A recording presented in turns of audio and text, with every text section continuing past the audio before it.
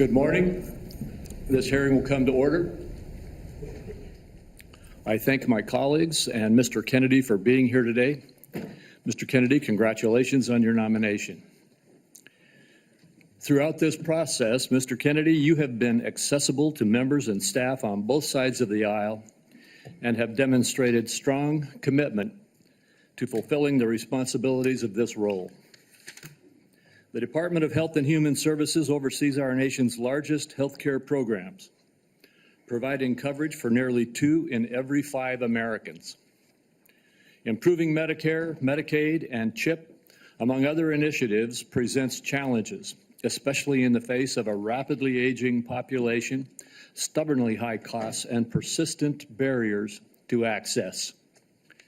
However, this also provides us an opportunity to deliver bold, transformative solutions.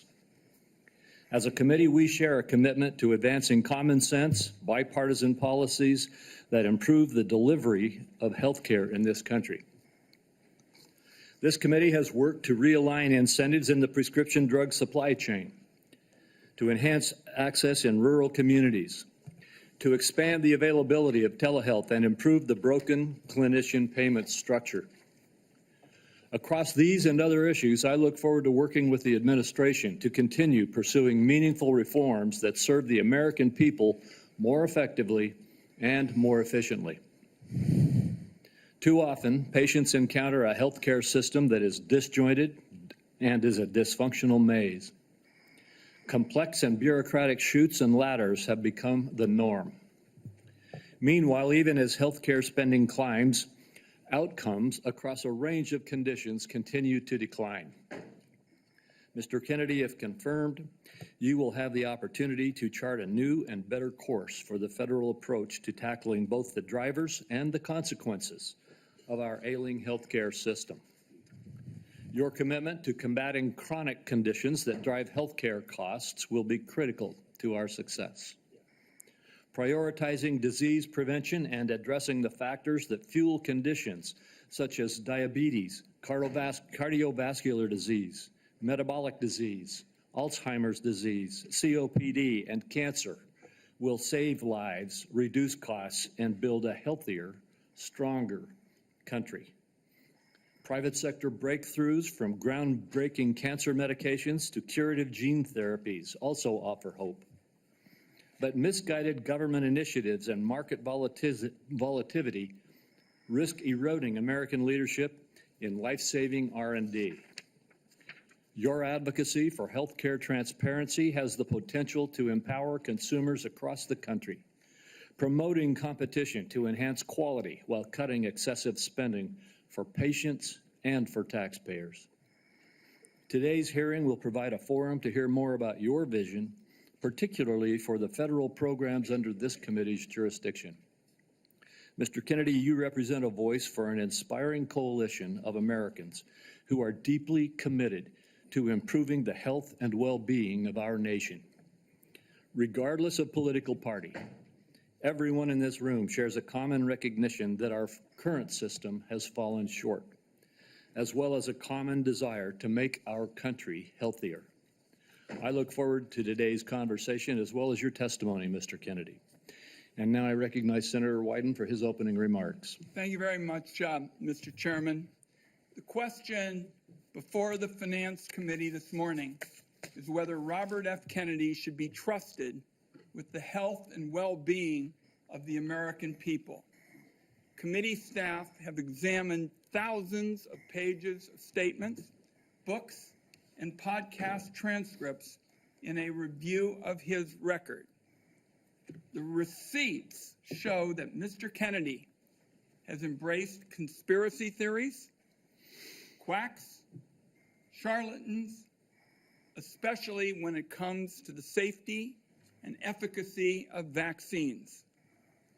He has made it his life's work to sow doubt and discourage parents from getting their kids life-saving vaccines. It has been lucrative for him and put him on the verge of immense power.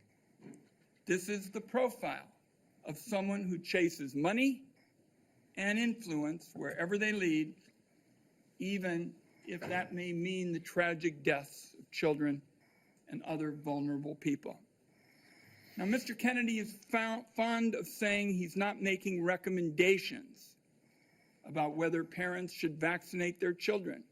He's just asking questions and giving people choices. It's a slippery tactic to dodge any real responsibility for his words and actions. And it is, in my view, absurd coming from somebody who's trying to win confirmation for a job that is entirely about making recommendations. These recommendations are going to have life or death consequences for the American people. Mr. Kennedy, if you are confirmed, your recommendations determine which vaccines senior citizens get for free through Medicare. Your recommendation will determine which vaccines are given to millions of kids. Peddling these anti-vaccine conspiracy theories as our chief health officer is going to endanger the lives of kids and seniors across the nation.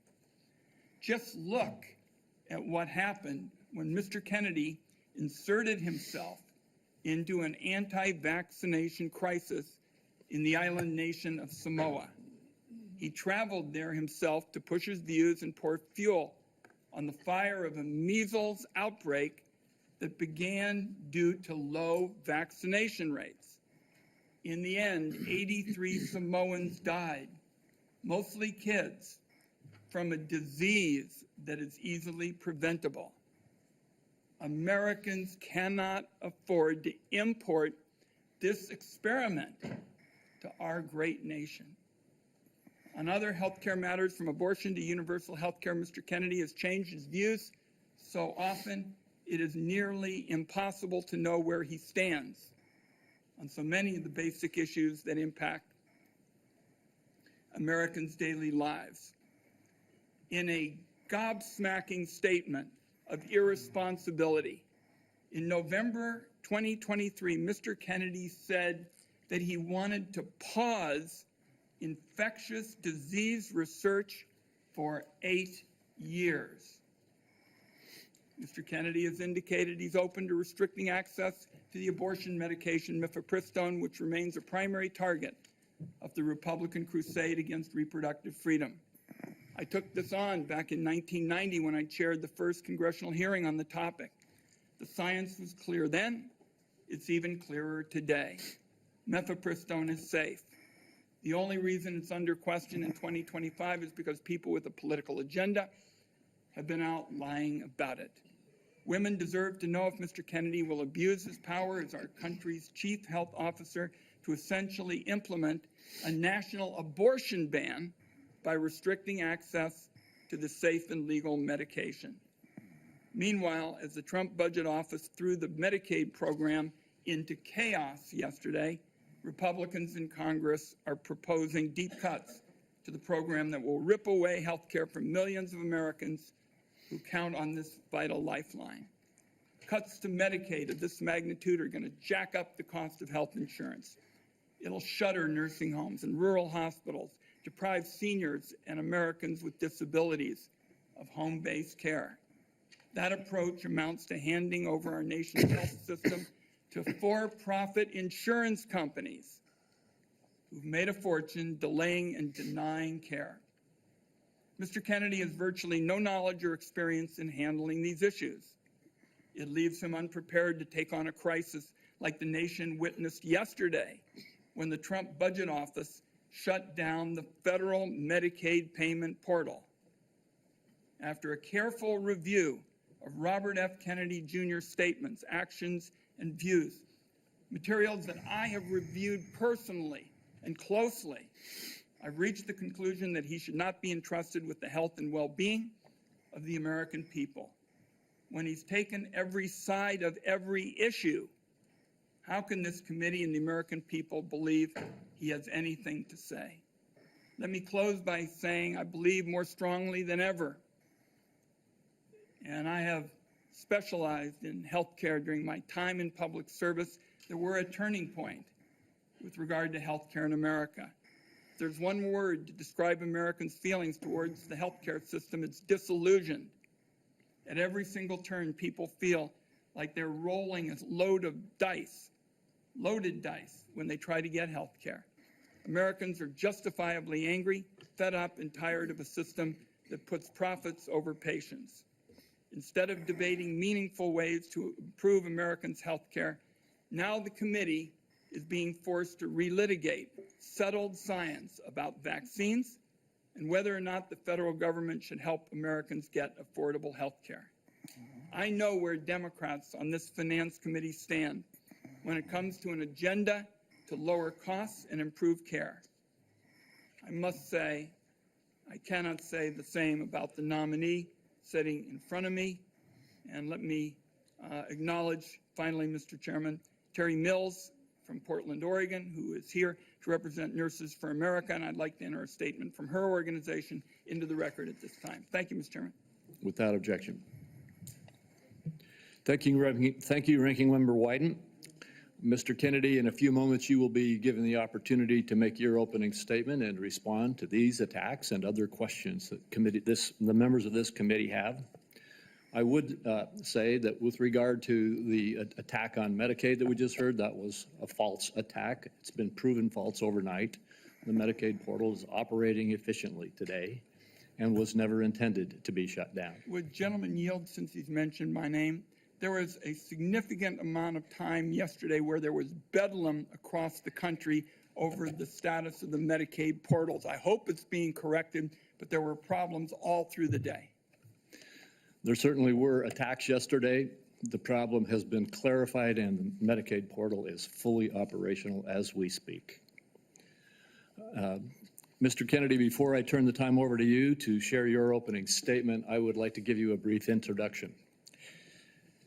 The son of Senator Robert F. Kennedy and nephew of President John F. Kennedy, Robert Kennedy Jr. has been an advocate for consumers since 1985. After graduating from Harvard University, Mr. Kennedy studied at the London School of Economics and received his law degree from the University of Virginia Law School and a master's degree in environmental law from Pace University. He has founded 2 advocacy groups and has spent the last 40 years working to restore and protect children's health.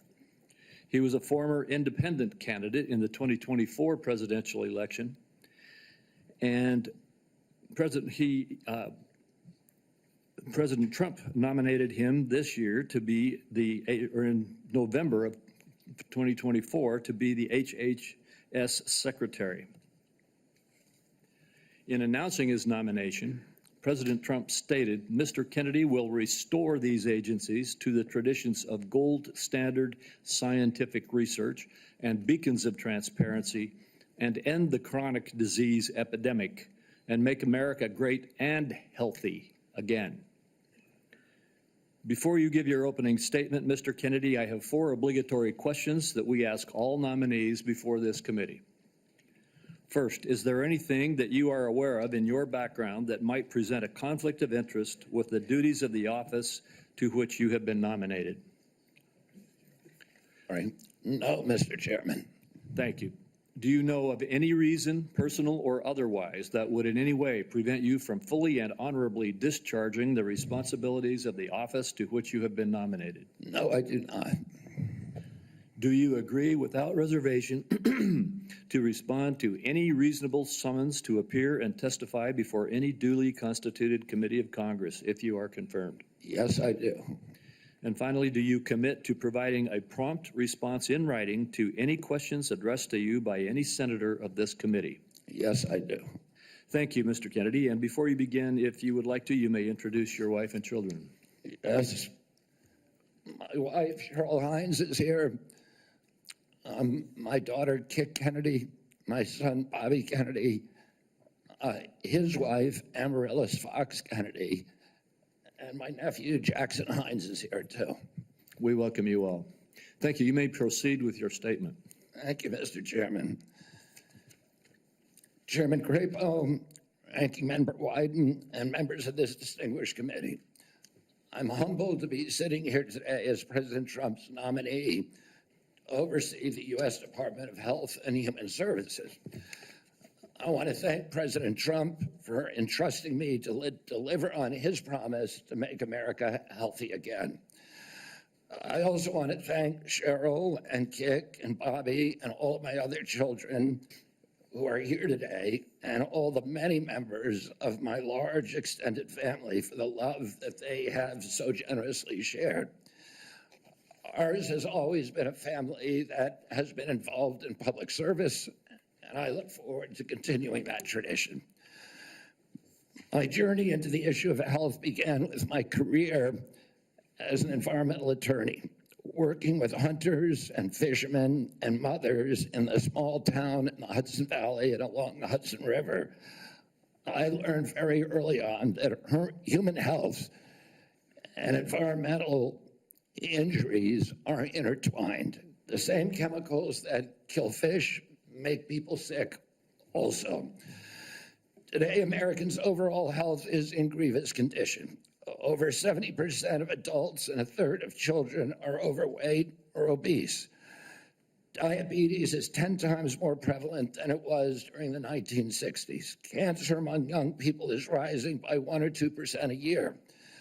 Autoimmune diseases, neurodevelopmental disorders, Alzheimer's, asthma, ADHD, depression, addiction, and a host of other physical and mental health conditions are all on the rise, some of them exponentially. The United States has worse health than any other developed nation, yet we spend more on healthcare, at least double, and in some cases triple, as other countries. Last year, we spent $4.8 trillion, not counting the indirect costs of missed work. That's almost a fifth of GDP. It's tantamount to a 20% tax on the entire economy. No wonder America has trouble competing with countries that pay a third of what we do for health and have better outcomes and a healthier workforce.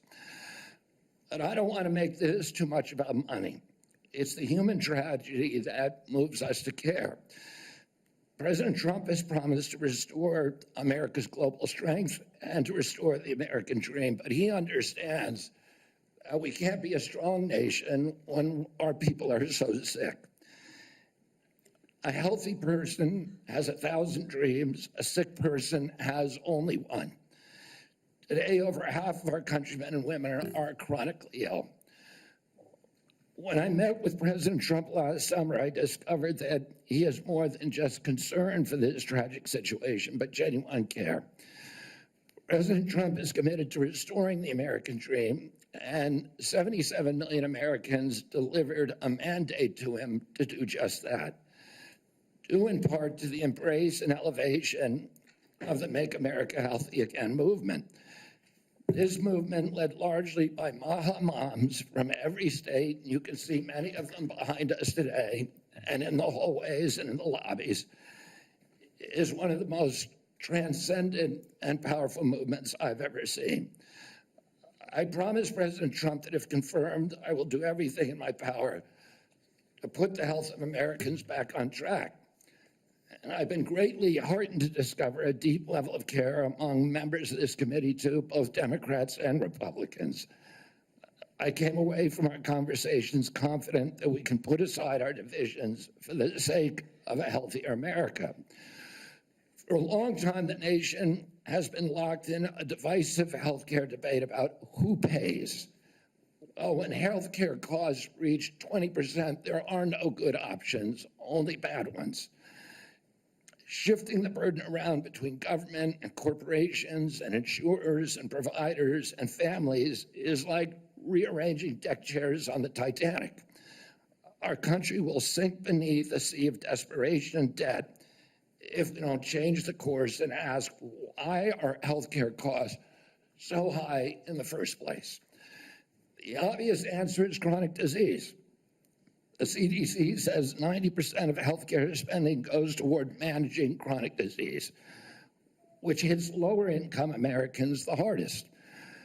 The president's pledge is not to make some Americans healthy again, but to make all of our people healthy again. There is no single culprit in chronic disease. Much as I have criticized certain industries and agencies, President Trump and I understand that most of their scientists and experts genuinely care about American health. Therefore, we will bring together all stakeholders in pursuit of this unifying goal. Before I conclude, I want to make sure the committee is clear about a few things. News reports have claimed that I'm anti-vaccine or anti-industry. I am neither. I am pro-safety. We'll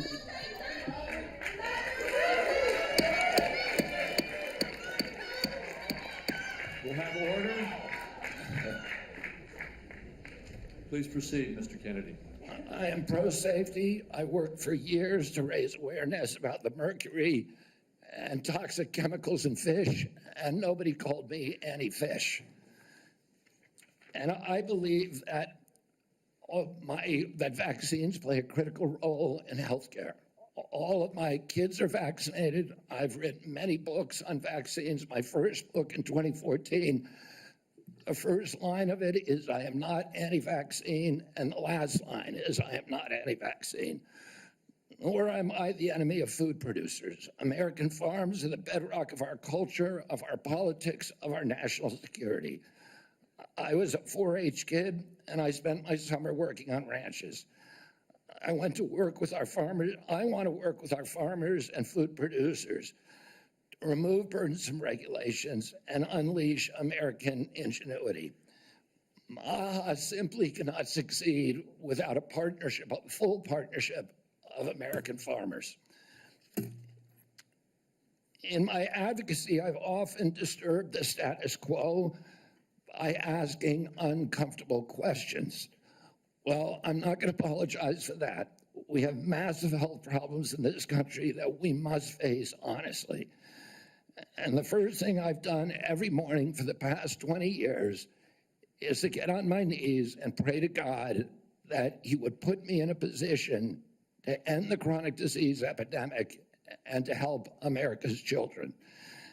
That's why I'm so grateful to President Trump for the opportunity to sit before you today and seek your support and partnership in this endeavor. I will conclude with a promise. The members of this committee, to the President, and to all the tens of millions of parents across America, especially the moms, who have propelled this issue to center stage. Should I be so privileged as to be confirmed, we will make sure our tax dollars support healthy foods. We will scrutinize the chemical additives in our food supply. We will remove financial conflicts of interest from our agencies. We will create an honest, unbiased, gold standard science at HHS, accountable to the President, to Congress, and to the American people. We will reverse the chronic disease epidemic and put the nation back on the road to good health. Thank you. Thank you, Mr. Kennedy. Mr. Kennedy, I will begin. Each of us will have 5 minutes to ask you questions, and then at the conclusion of the hearing, if there are further questions, there will be an opportunity for those questions to be submitted to you, and I ask that you respond to them promptly.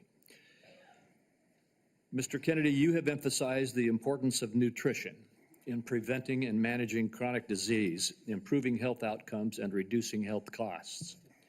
I share your interest in the relationship between our diet and our well-being. And if confirmed, I look forward to partnering with you on those efforts. Would you share with the committee why you are passionate about the nutrition-oriented disease prevention and what you have learned? Yes, Mr. Chairman. I had 11 brothers and sisters. I had dozens of first cousins. I was raised in a time where we did not have a chronic disease epidemic. When my uncle was president, 2% of American kids had chronic disease. Today, 66% have chronic disease. We spend zero on chronic disease during the Kennedy administration. Today, we spend $4.3 trillion a year. With 77% of our kids cannot qualify for military service. When I was a kid, the typical pediatrician would see one case of diabetes in his or her lifetime. 40 or 50-year career. Today, 1 out of every 3 kids who walks through her office door is diabetic or pre-diabetic.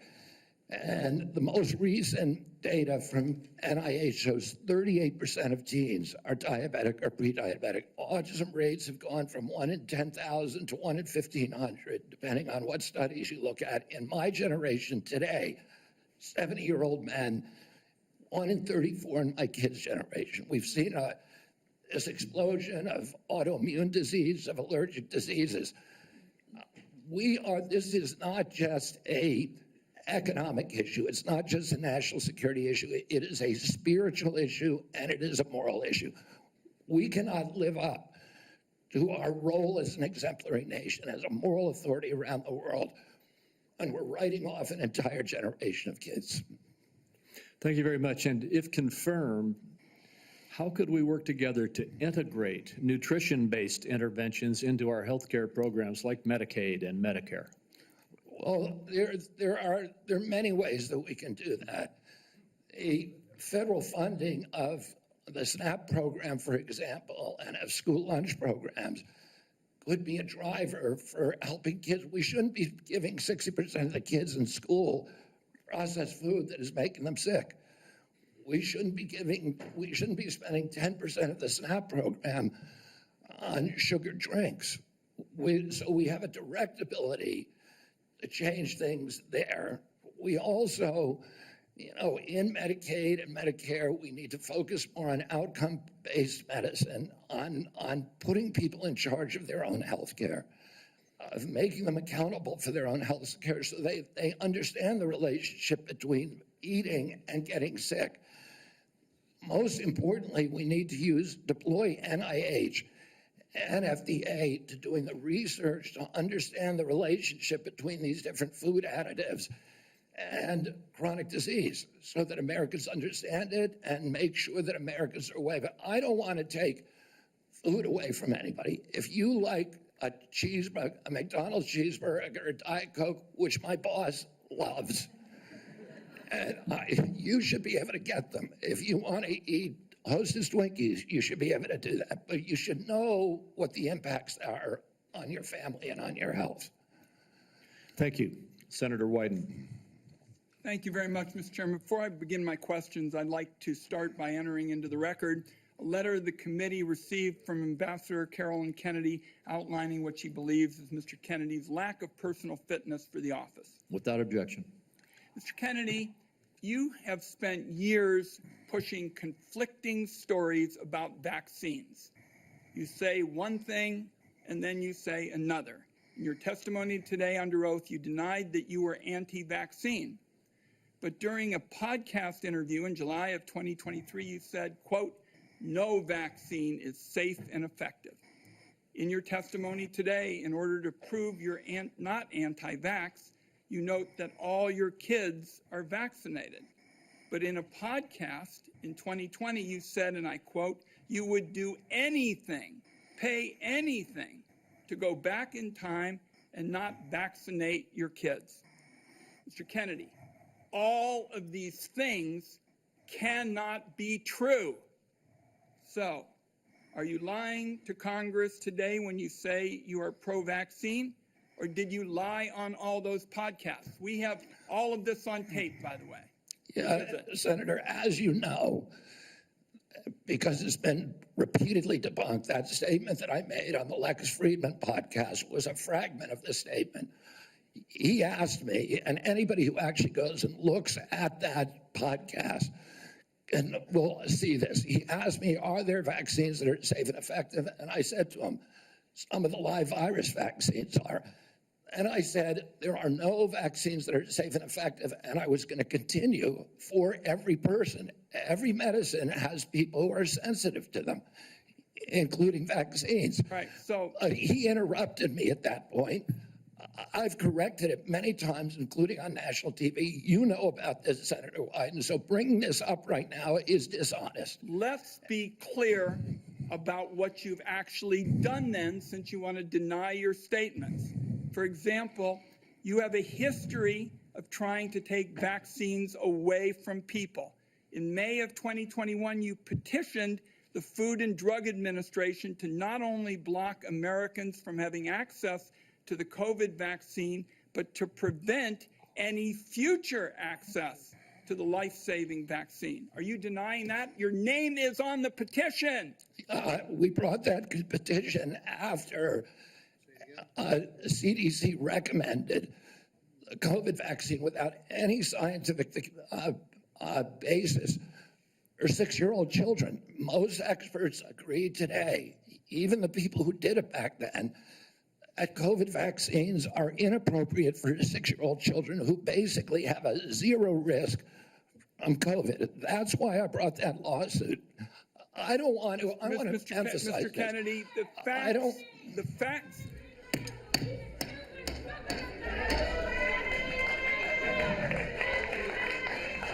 The committee will be in order. And to the audience. Hold on for a second, Mr. Kennedy. To the audience. Comments from the audience are inappropriate and out of order. And if there are any further disruptions, the committee will recess until the police can restore order. Please follow the rules of the committee.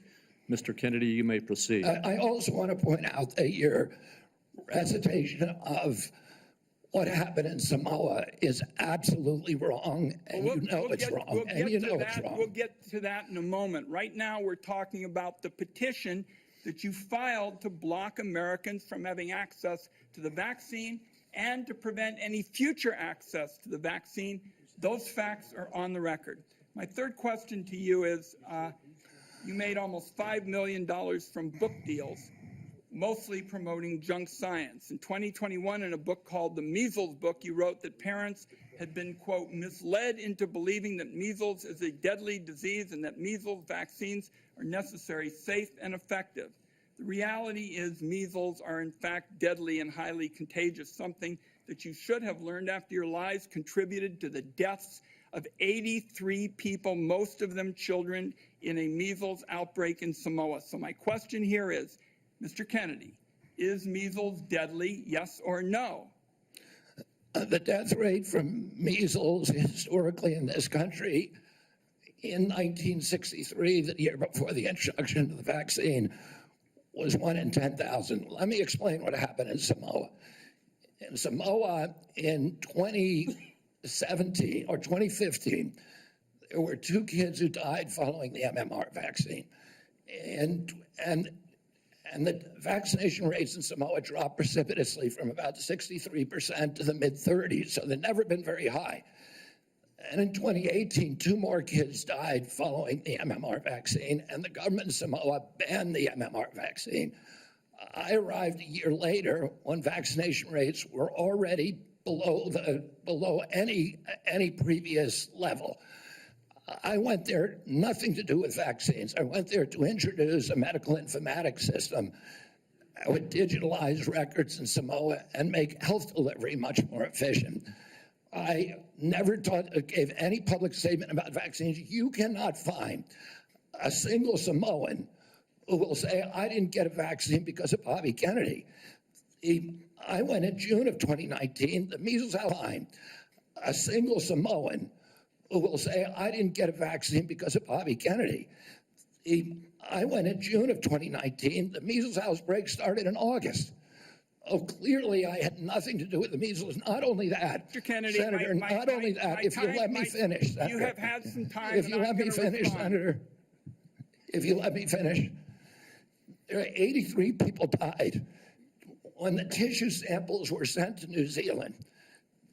Most of those people did not have measles. We don't know what was killing them. The same outbreak occurred in Tonga and Fiji, and no extra people died. There were 7 measles outbreaks in the 13 years prior to my arrival. I just would like to get my time back.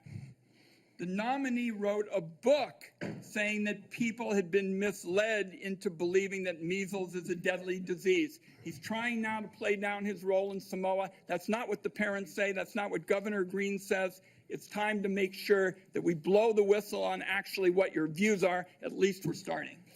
We need to move Senator, on. I support the measles vaccine. I support the polio vaccine. I will do nothing as HHS secretary and makes it difficult or discourages people from taking either of those Anybody vaccines. who believes that ought to look at the measles book you wrote saying parents have been misled into believing that measles is a deadly disease. That's not true. We need to move on. Senator Grassley. Welcome. I'm going to do like I did in my office. I'm just going to make some points to you. I got about 7 I want to quickly get done. And then at the end, I'm going to ask if you disagree with anything I say and then address those things you disagree with. I'll make sure I save time for you to do that. A key responsibility of each member of Congress is oversight. Oversight allows us to hold bureaucrats accountable to the rule of law, and it helps keep faith with taxpayers. I expect HHS to provide timely and complete responses to congressional oversight. Number 2, PBMs, something you and I discussed in our office. I've been working to hold pharmacy benefit managers accountable in order to lower prescription drug prices. I expect you to work with us to hold PBMs accountable, and that may even asking your support for legislation that's before the Congress.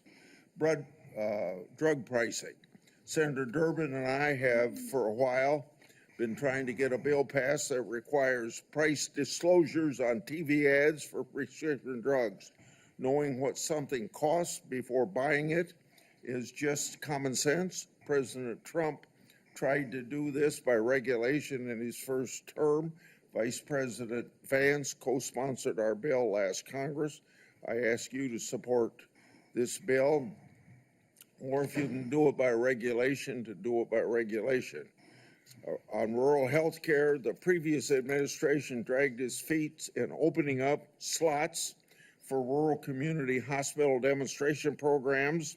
It also ignored concerns from rural pharmacies when implementing changes to Medicare Part D, and ignored rural needs when it comes to distributing physician residency slots.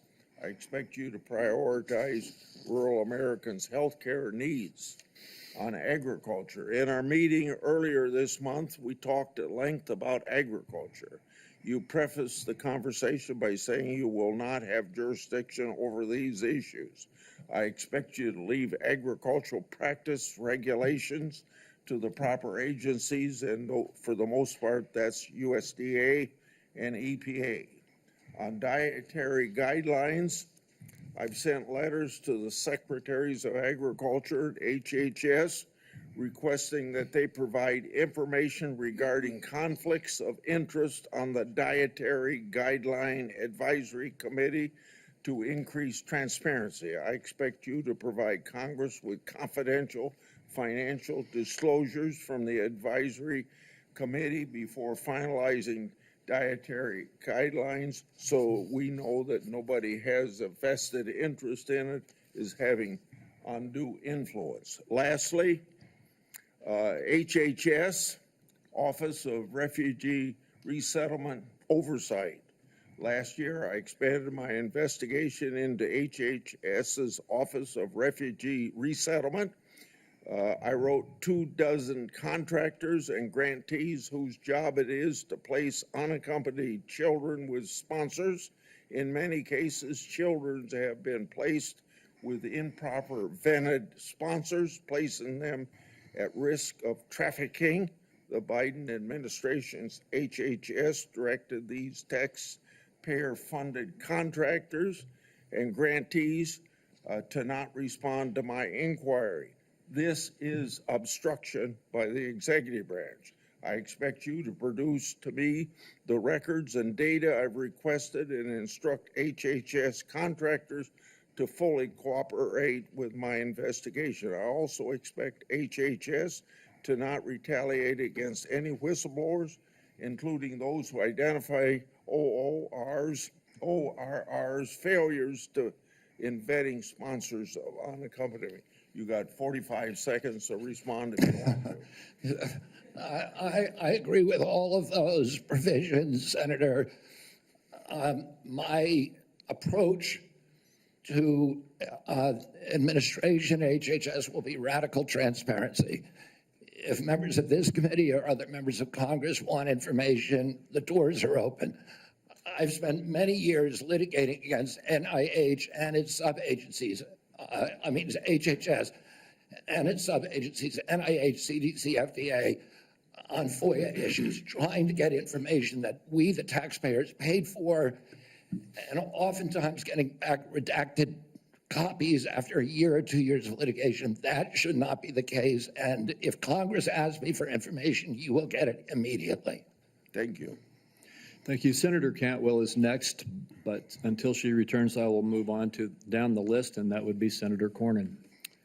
Mr. Kennedy, welcome to you and your family, and congratulations. I appreciate Senator Grassley raising the issue of the Office of Refugee Resettlement within the auspices of Health and Human Services. I think this may surprise people, but that's actually the responsibility of HHS, the Office of Resettlement Relocation.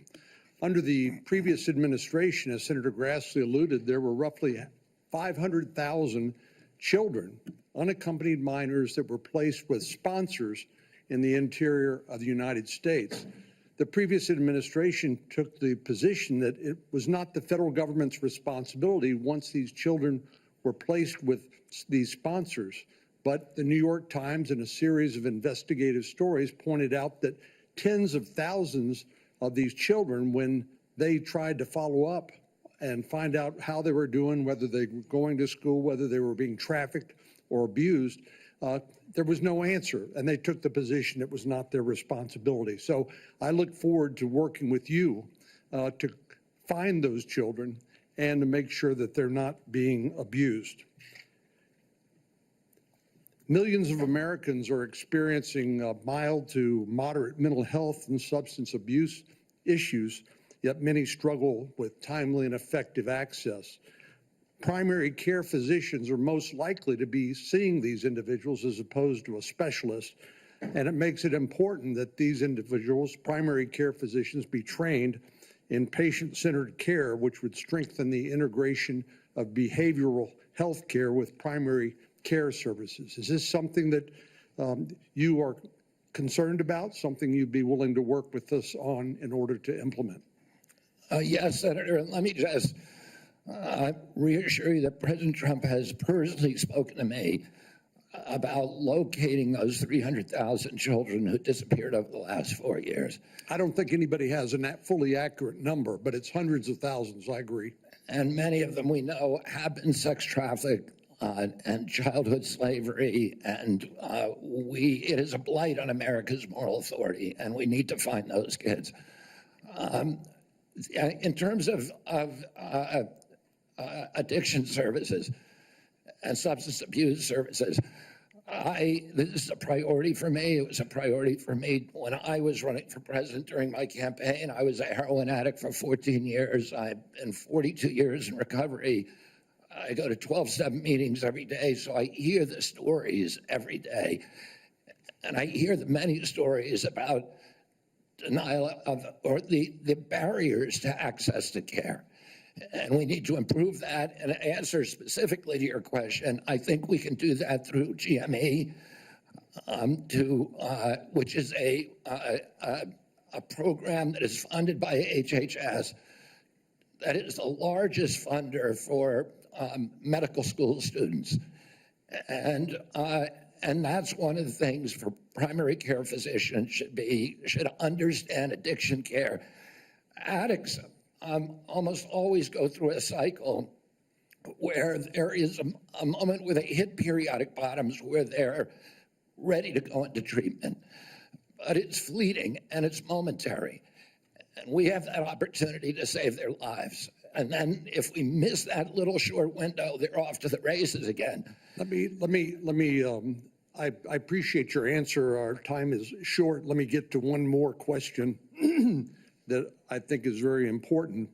Under the first Trump administration, the number of people receiving HIV treatment in Africa through the President's Emergency Plan for AIDS Relief, otherwise known as PEPFAR, it increased, this is during the first Trump administration, from 13 million people to 18 million people across 50 countries, primarily in Africa.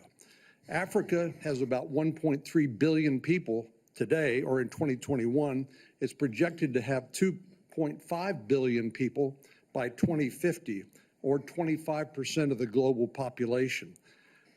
In 2020, PEPFAR reported that 2.8 million babies were born without HIV. That was something that would not have happened but for the PEPFAR program.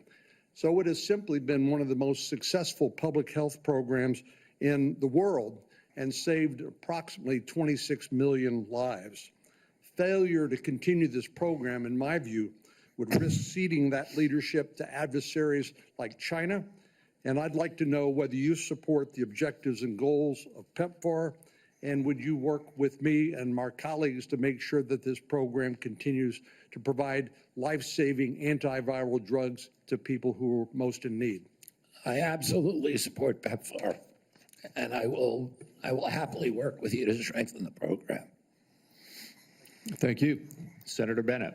Thank you, Mr. Chairman. Thank you, Mr. Kennedy, for being here this morning. And I think that, Mr. Chairman, we are truly through the looking glass this morning here in the U.S. Senate, and this committee is being asked to fulfill a really important responsibility, which is to decide whether to confirm Mr. Kennedy to one of the most important health care jobs in America.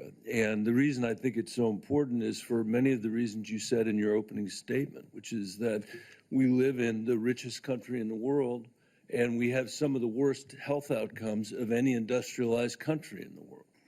We live in the richest country in the world, and we have some of the lowest life expectancy rates of anybody in the industrialized world. I was a school superintendent before I was in this job, Mr. Chairman, and I can tell you that Mr. Kennedy's right, that when I look at the kids in the Denver public schools, if we don't change the way we eat in this country, 40% of them are going to suffer adult diabetes as a result of their diet. And we're, as I said, spending more than any other country in the world, and our families, every single person's constituents in this Senate are facing chronic shortages when it comes to health care. My friend from Texas, Senator Cornyn, has been a champion on mental health care. We have an epidemic, as he knows, across this country in mental health care, partly because of what the massive social media platforms that were sitting behind the President of the United States have inflicted on our children for their profit in the last decade or so. So we have no shortage of challenges to confront, and I even agree with some of the diagnosis of Mr. Kennedy. What is so disturbing to me is that out of 330 million Americans, we're being asked to put somebody in this job who has spent 50 years of his life not honoring the tradition that he talked about at the beginning of this conversation, but peddling in half-truths, peddling in false statements, peddling in theories that, create doubt about whether or not things that we know are safe are unsafe. Not that every vaccine in America is unsafe, not that you can't possibly have an adverse reaction, but that parents and children in my old school district and school districts all over this country would be better off not getting vaccinated than getting vaccinated. Unlike his own children who were vaccinated, unlike the people he invited to his house in Los Angeles for their party who were vaccinated. For everybody else, it's about peddling these half-truths. And he says it with such conviction that you want to believe him. And Mr. Kennedy, I just have there are many, many things in the record, but I hope that you could answer these questions yes or no. I've tried to ask these in a manner that's faithful to what you actually said, because I didn't want to have a debate about whether you actually said them. So I'm asking you yes or no, Mr. Kennedy. Did you say that COVID-19 was a genetically engineered bioweapon that targets black and white people but spared Ashkenazi Jews and Chinese people? I didn't say it was deliberately targeted. I just quoted an NIH-funded and NIH published study. Did you say that it targets black and white people but spared Ashkenazi Jews? I quoted a study, Your Okay. Honor. I quoted So an NIH study that showed that I'll take that as a certain yes. races I have are to move on, disproportionately. I have to move on. Did you say that Lyme disease is highly likely a materially engineered bioweapon? I made sure I put in the highly likely. Did you say Lyme disease is a highly likely militarily engineered bioweapon? I probably did say that. Did you say that? And that's what the developer of I Lyme want all disease of our said. colleagues to hear it, Mr. Kennedy. I want them to hear it. You said yes. Did you say that exposure to pesticides causes children to become transgender? No, I never said that. Okay, I have the record that I'll give to the chairman, and he can make his judgment about what you said.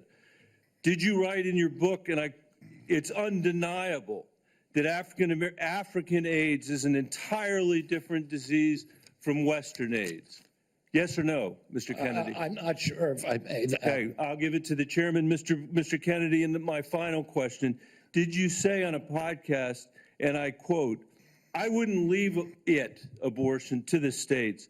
My belief is we should leave it to the woman. We shouldn't have the government involved, even if it's full term." Did you say that, Mr. Kennedy? Senator, I believe that every abortion is a tragedy. Did you say it, Mr. Kennedy? This believe- matters. It doesn't matter what you come here and say that isn't true, that's not reflective of what you really believe, that you haven't said over decade after decade after decade, because unlike other jobs we're confirming around this place, this is a job where it is life and death for the kids that I used to work for in the Denver public schools and for families all over this country that are suffering from living in the richest country of the world that can't deliver basic health care and basic mental health care to them. It's too important for the games that you're playing, Mr. Kennedy. And I hope my colleagues will say to the president, I have no influence over him. I hope my colleagues will say to the president, out of 330 million Americans, we can do better than this. Thank you. We need to move on. Senator Cassidy. Mr. Kennedy, President Trump has sworn to protect Medicare. Republicans are exploring reforms to Medicaid that could help pay for Trump administration priorities. With this context, what will you do about dual eligibles? About, Dual eligibles. well, dual eligibles are not right now served very well under the system. Those are people who are eligible for both Medicaid and Medicare.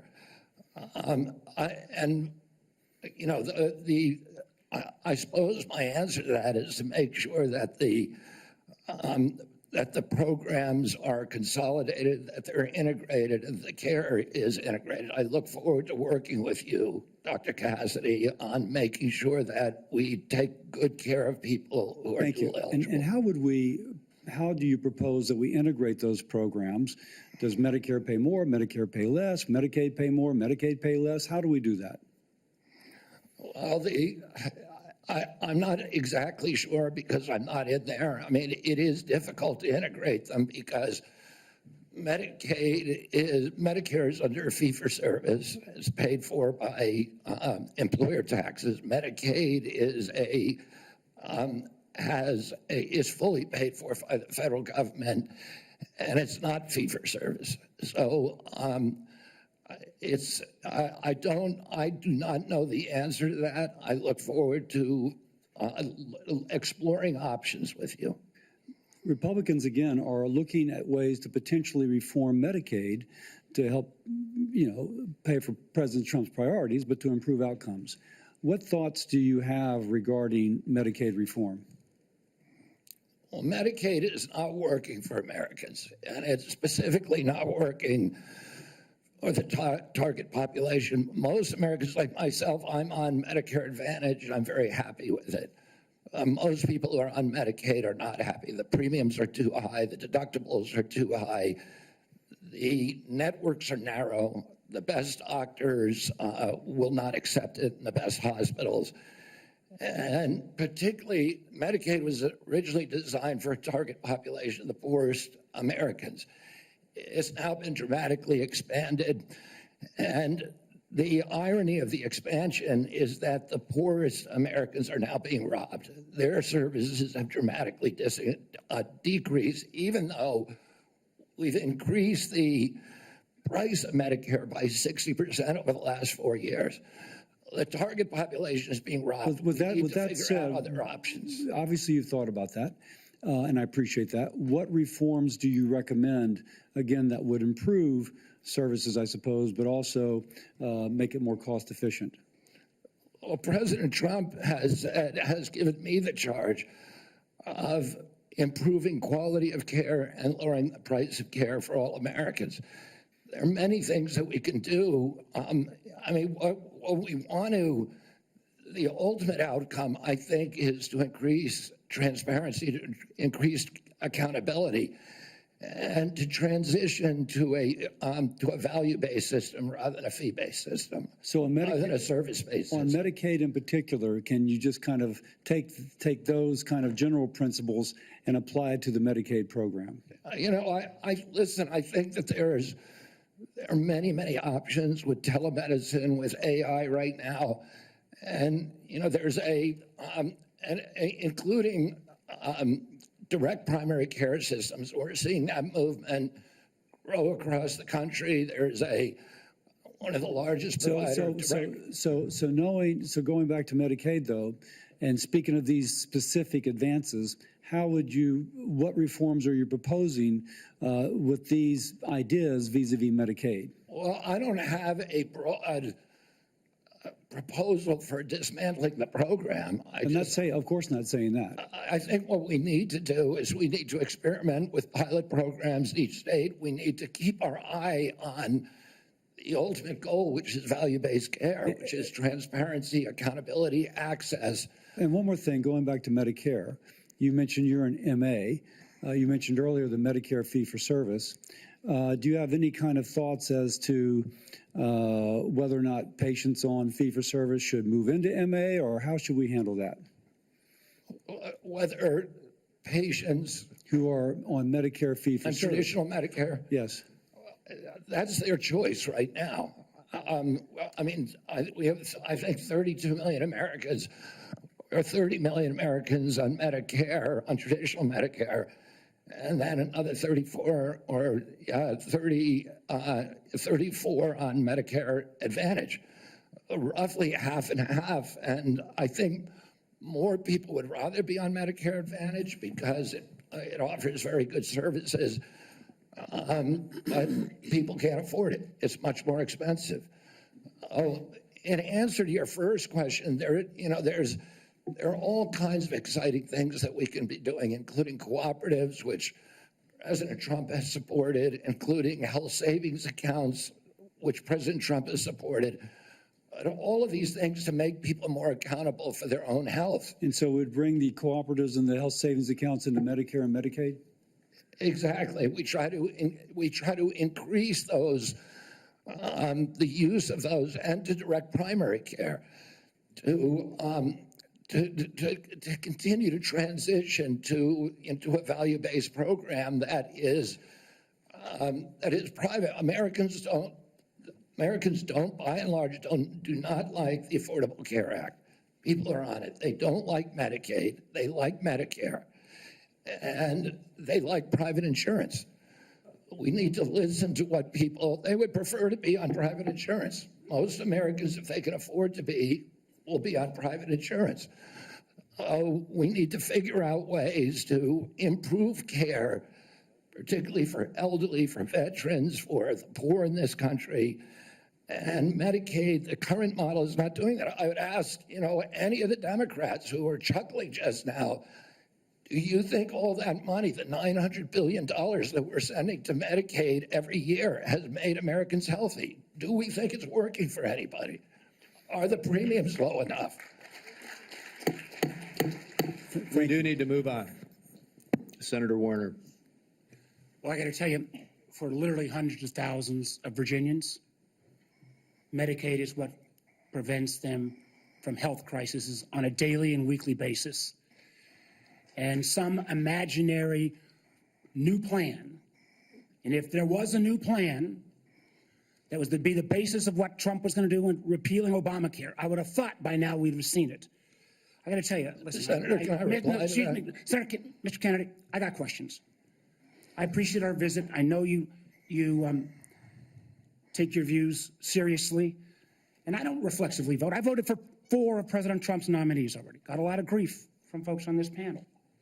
But I got to tell you, I saw an email that you put out Monday night, or your campaign did, in a fundraising email. Your presidential campaign celebrated that the freeze on all new regulations, guidance, and announcements is a way to protect unelected bureaucrats from further undermining our health freedom. Then you ask your donors to help pay for your campaign debt.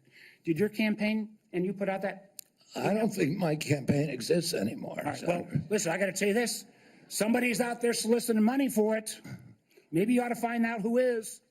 So the fact that you celebrate this freeze, do you think that was a good idea to put all of this on hold for 90 days, funding and any kind of further work, NIH research?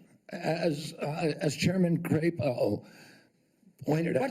I'm not asking for, I love Mike Crapo. I'm asking you. You're up very, very important position. As he pointed out, Senator, the let me just- portals that were closed were not closed as a result of the Trump Let me just tell you, administration's I'd like you to purposeful explain, excuse policy. me, sir, I'd like you to explain to a domestic violence center in Richmond that's saying because this freeze, they may have to close down, where those battered women to go. Or a rural nonprofit I've got in the Shenandoah Valley who's saying that freeze is going to potentially shut down their ability to operate. So I guess if you deny or don't know what your campaign's sending on, you don't know if you raised a lot of money Monday night with your email. I'm saying that the Trump You administration don't know if has, you raised a lot of money. the Trump administration has made clear that it does not want to freeze benefits All right, for excuse me. any Americans under Medicaid or Medicare, and I do not want to dismantle The Medicaid. freeze is Either- affecting beyond Medicare and Social Security.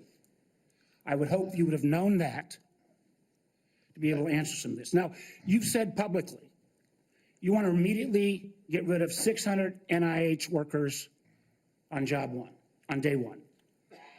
When we had our meeting, you said you'd actually like to get rid of 2,200 people from HHS. Which offices are you going to start cutting and riffing these 2,200 workers from? Senator, there's 200 political appointees that are changed during every So administration. if you got rid of those 200 political appointees, you're not going to replace them with your political appointees. Well, President Biden FDA, under the Biden administration, changed the rules for the chemical abortion drug and said you no longer need to see a physician. So if you have an ectopic pregnancy or all kinds of, don't even go anymore to see a physician. But they also changed an area that has been, something that's been very particular, you've talked about a lot, and that's transparency. They changed the position and said, don't tell us if there's a side effect on this drug unless she dies.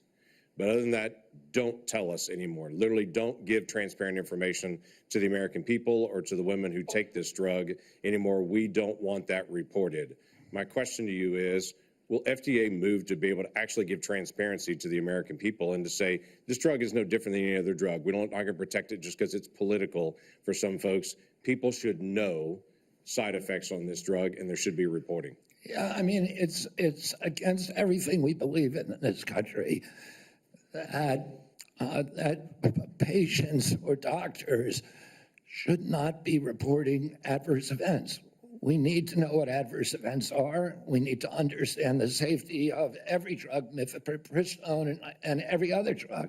And President Trump has made it clear to me that one of the things, he is not taking a position yet on mifepristone, a detailed position, but he's made it clear to me that he wants me to look at safety issues. And I'll ask NIH and FDA to do that. Thank you. Senator Whitehouse. Thank you, Chairman.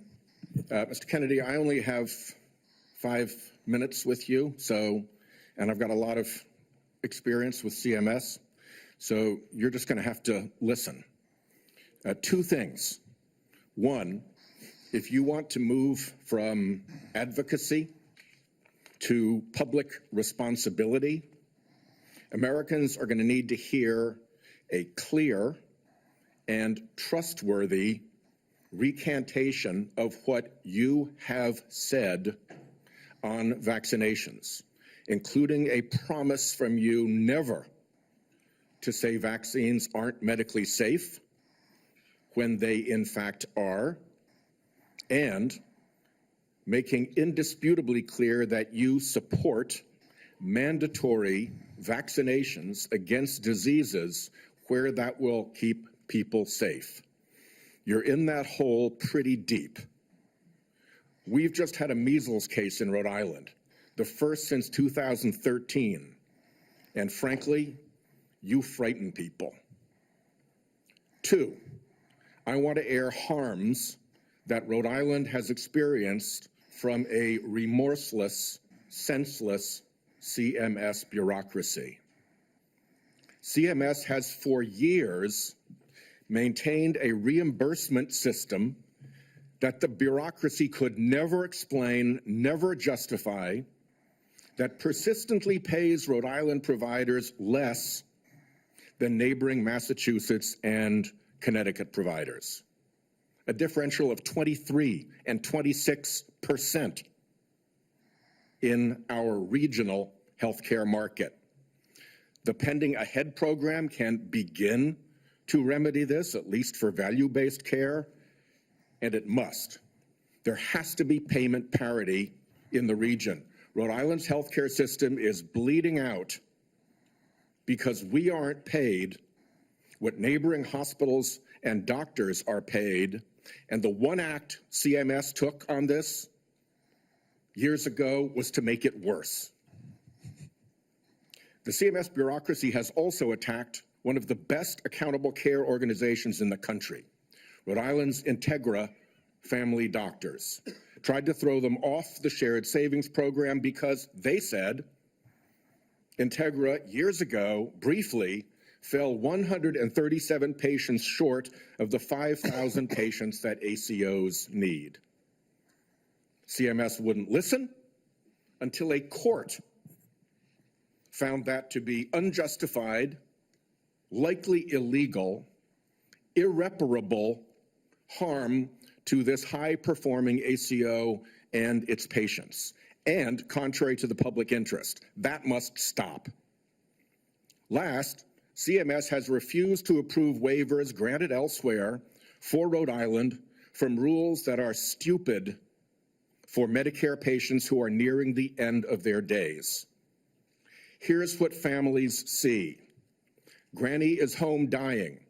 She needs to transfer to a nursing home, and Medicare insists on putting her 3 days and 2 nights in a hospital. Expensive, frightening to Granny and the family, and stupid. Granny's home dying and can't get palliative and curative care together. Inhumane and stupid. Granny's home dying and can't get home care if she can still get out into the yard or be driven to see the shore, to see Narragansett Beach, say, one more time, to recall childhood memories before she dies. Inhumane and stupid. Granny's home dying and the family's exhausted. And the respite care benefit is not to send a nurse or a caregiver, but to stuff Granny in an ambulance and haul her off to a hospital. Some respite.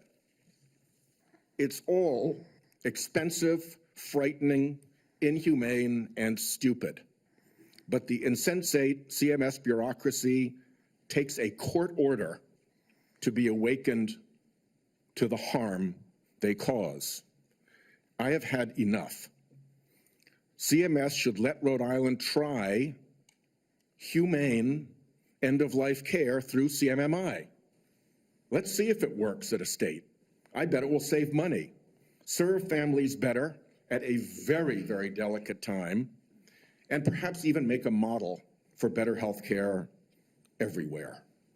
I've said a lot. My time is out. You're welcome to respond in writing. I ask unanimous consent that the order declaring CMS's actions to constitute irreparable and illegal harm be put into the record. Without objection. Let me just respond very briefly, Senator Whitehouse.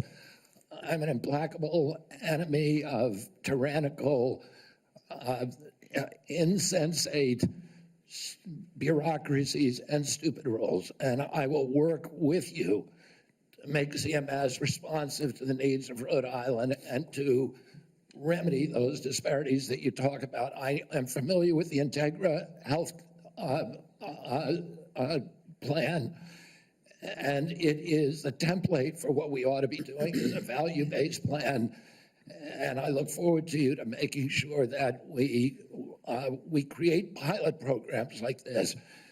Unfortunately, that can be Mr. Chairman, reproduced around the country. unfortunately, Mr. Chairman, one of the things I've learned in my tenure in the Senate is that a nominee saying that they're willing to work with me amounts to exactly zero. We need to get this fixed. Thank you. Well, I guess at that point, then, we will move on to Senator Daines. Mr. Chairman, thank you. Mr. Kennedy, I'm glad to see you here this morning. I listened to your opening remarks, and you mentioned that you want to make HHS the gold standard of science. I have found my engagements with you, both behind closed doors in my office, as well as listening to you publicly, to be very thoughtful and science-based.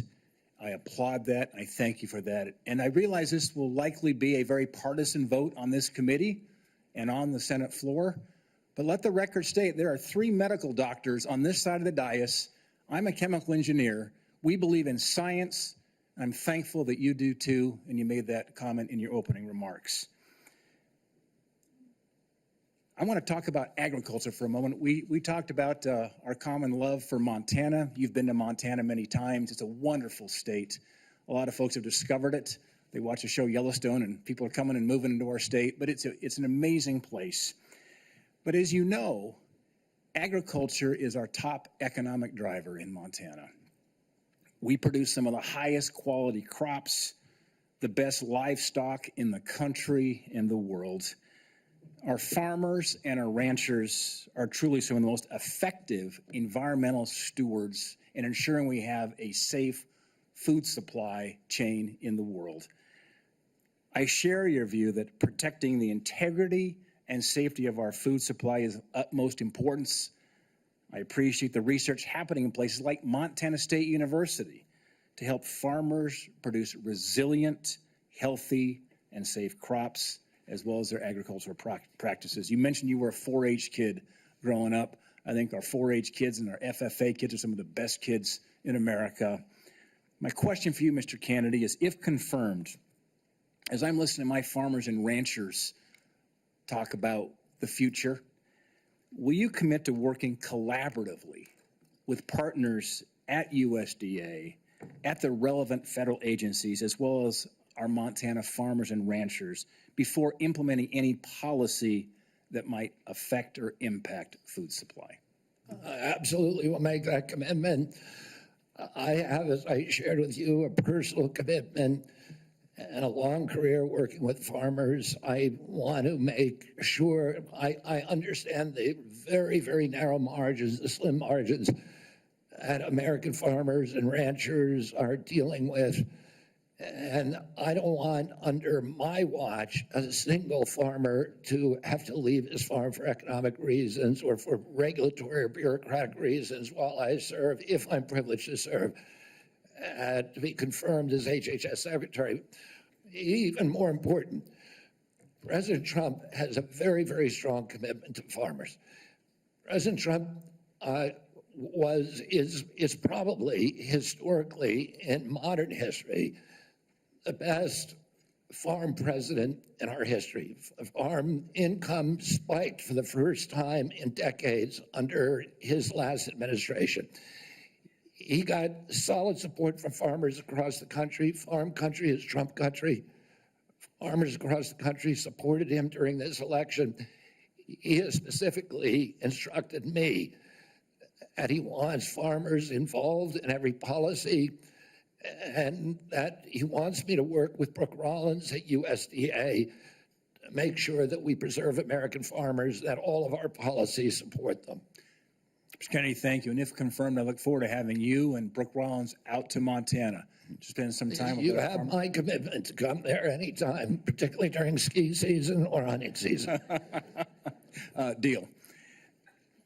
Want to shift gears for a moment.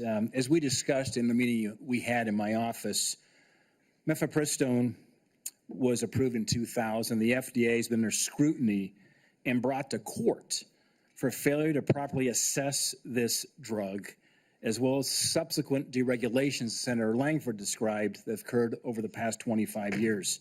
Some of these deregulations included ending the requirement that these drugs be prescribed by a doctor, ending reporting requirements for adverse events, and allowing these pills to be obtained through the mail. In fact, the FDA's own prescribing label mentioned that 3 to 5% of women taking this drug end up in the emergency room. My question is, if confirmed as Secretary of HHS, will you commit to working with the FDA Commission to review these deregulatory actions that are threatening the safety of women? Sorry, Senator. As I said to Senator Langford, I think it's immoral to have a policy where patients are not allowed to report adverse events and where doctors are discouraged from doing that. President Trump has asked me to study the safety of mifepristone. He has not yet taken a stand on how to regulate it. Whatever he does, I will implement those policies, and I will work with this committee, make those policies make sense. Thank you, Mr. Kennedy. Senator Hassan. Thank you, Mr. Chair and Ranking Member Wyden, and welcome, Mr. Kennedy, and to your family as well. I want to start with a couple of concerns I have, and just briefly on Medicaid. States share in the funding of Medicaid.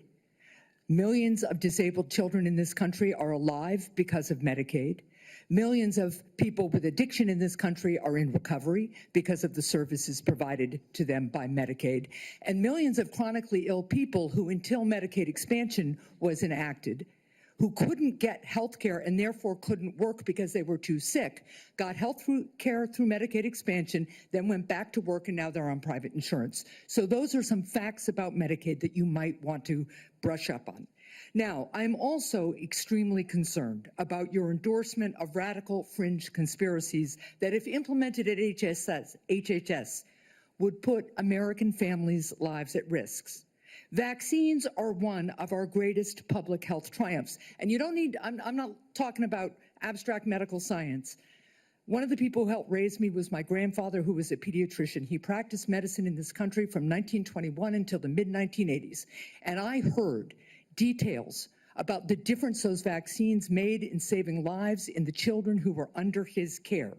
Vaccination has helped to eradicate many deadly diseases in the United States, including polio and smallpox, something we should be proud of as Americans. I am extremely concerned that as Secretary, you would be able to halt critical vaccine research and to exploit parents' natural worries by advising them not to vaccinate their children. This will lead to more children getting sick, and some will even die. Before the measles vaccine, about 500 American children died a year from measles.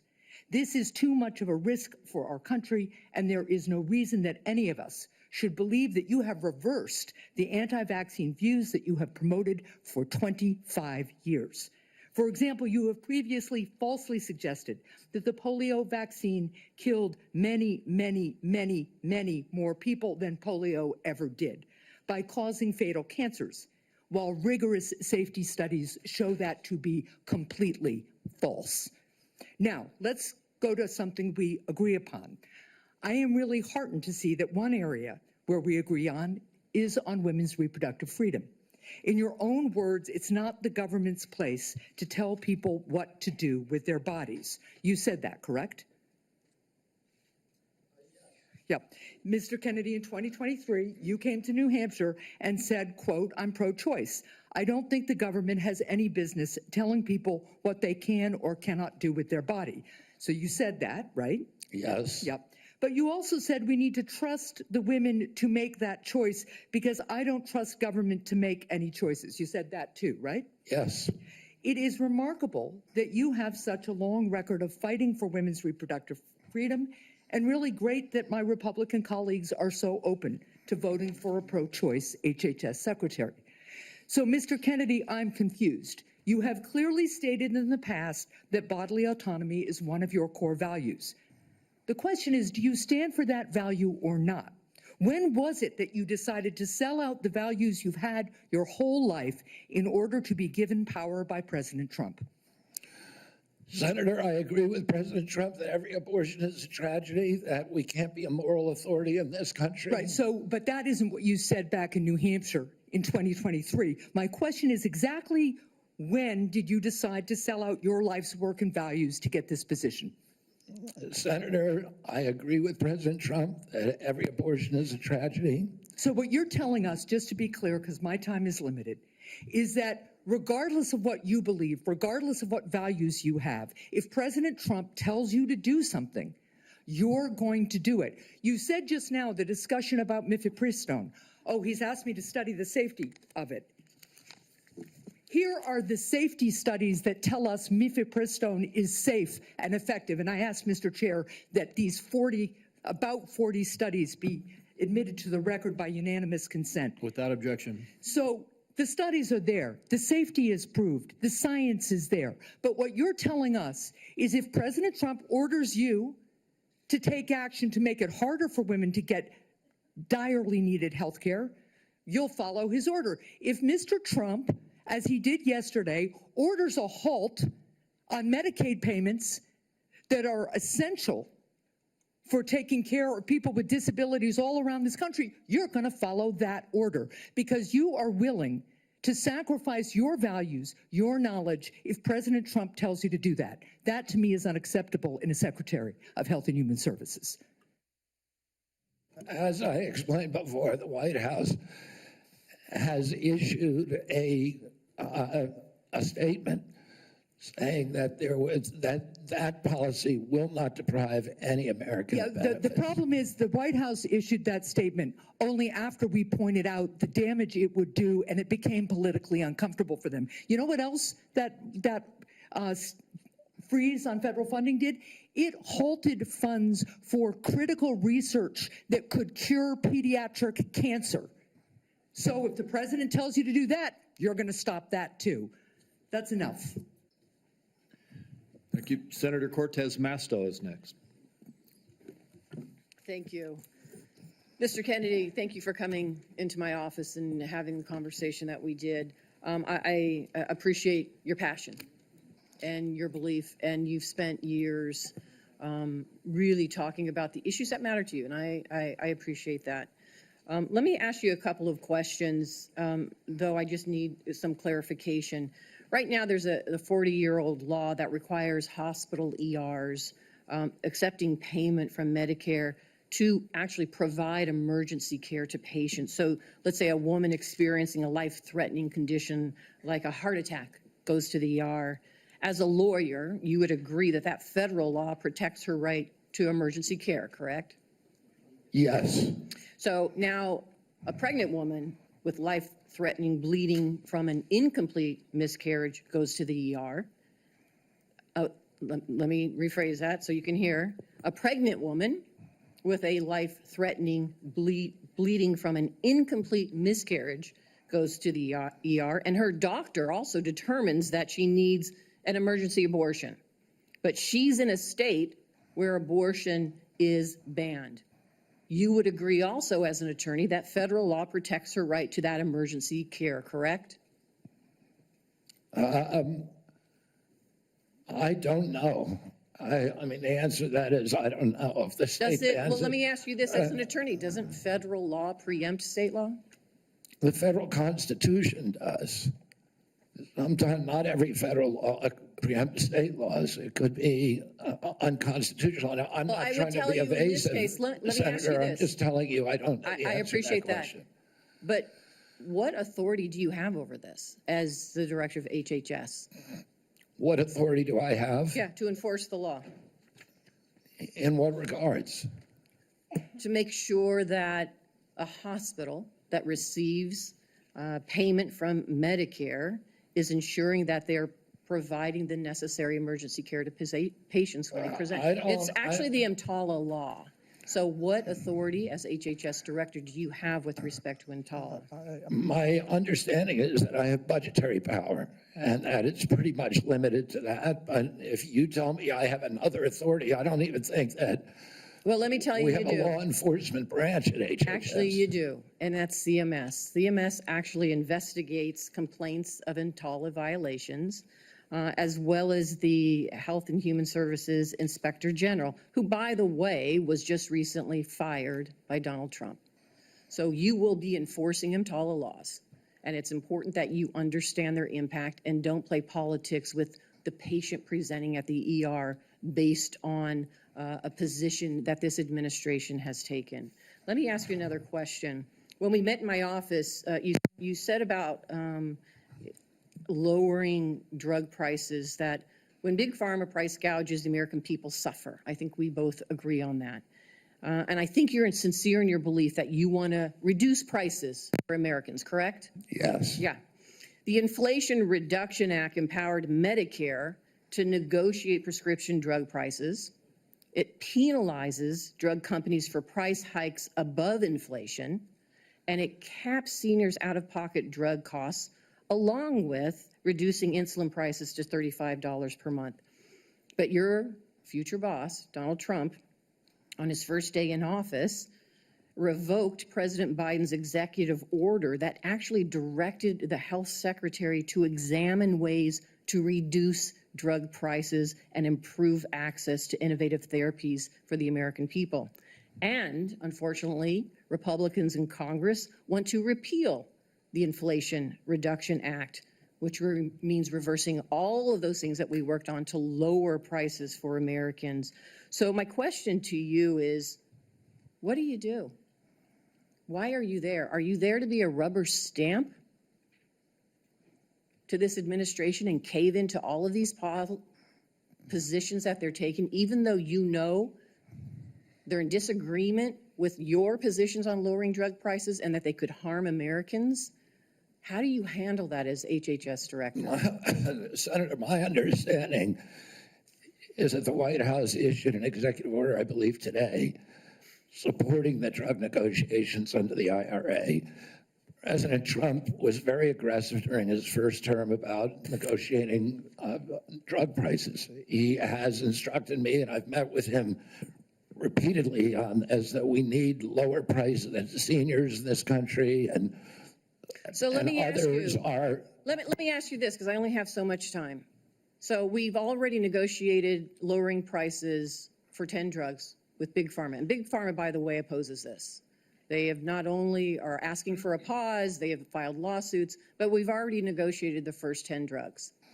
And we want to expand it to the next 10 to 15 that the Biden administration has put forward. Would you agree and continue that path of really mandating that Big Pharma come to the table and negotiate drug prices for Medicare so we can lower those prices for Americans? My understanding is that the executive order that was issued today, which I haven't seen, but I've read a summary. Well, let me ask you this then, because you keep citing the Trump administration and you're just going to follow what they say. Is that what you're doing? You're just a rubber stamp for them in this position? So anybody, so it doesn't matter that you're before us. It could be anybody coming before us as long as they're a rubber stamp for this administration and disregarding your beliefs and what you think. I guess my question to you is, if it really is fundamental to what you believe, how do you live with that?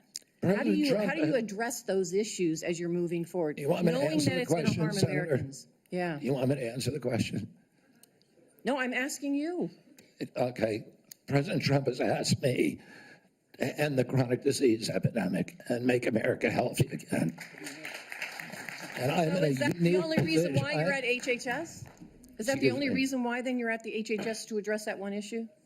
President Trump has asked me because I'm in a unique position to end that. And that is what I'm doing. And if we don't solve that problem, Senator, all of the other disputes we have about who's paying, and whether it's insurance companies, whether it's providers, whether it's HMOs, whether it's patients or families, all of those are moving deck chairs around on the Titanic. Our ship is sinking.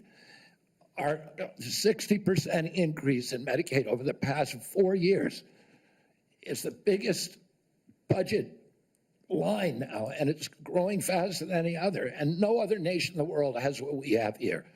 No other nation has a chronic disease. We have the highest chronic disease burden of any country in the world. We had, during COVID, we had 16% of the COVID deaths in a country. We only have 4.2% of the world's population. We had a higher death count than any country in the world. And when CDC was asked why, they said it's because Americans are the sickest people on earth. The average person who died from COVID, American, had 3.8 chronic diseases. This is an existential threat economically, to our military, to our health, to our sense of well-being. And it is a priority for President Trump. And that's why he asked me to run the agency. And if I'm privileged to be confirmed, that's exactly what I'll do. Senator Barrasso. Thanks so much, Mr. Chairman. Mr. Kennedy, thank you for taking time to visit with me in my office prior to today's hearing to talk about a lot of the important issues affecting health care in my home state of Wyoming as well as the nation. I appreciate your willingness to serve our country. During our meeting, we discussed the challenges that healthcare providers and patients are facing in rural America. Financial obstacles facing rural hospitals, workforce shortages, issues of OBGYN, and then new regulations that are painful that have come out of the Biden administration are hurting our ability to provide nursing home staffing. So let me start, if I could, with rural hospitals and the closures of hospitals like that. There are a lot of challenges facing hospitals in rural communities and frontier areas. We have 33 hospitals in Wyoming. 26 are really located in various locations, often hard to get to. Weather impacts them. 6 of the hospitals are at risk of closing. 2 are at immediate risk of closing in the next 2 years. 10 have had to cut available services. And this is a concern of rural hospitals in both Republican and Democrat states, either way, bipartisan. Critical that the workforce challenges, financial challenges that we're facing are addressed. Can you commit to working with us on a plan to address the critical nationwide issue of rural health care? Yes, yes, Senator. And I would say that during my visits, I visited almost 60 senators so far. And the most common unifying, I would say, issue among both Democrats and Republicans, there were 2. One was PBM reform, and the other is rural hospitals. And, you know, our nation made a commitment over 100 years ago to put up a hospital within 30 miles of every American. We generally succeeded in doing that. It's absolutely critical. It's life-saving. And rural hospitals are closing at an extraordinary rate right now.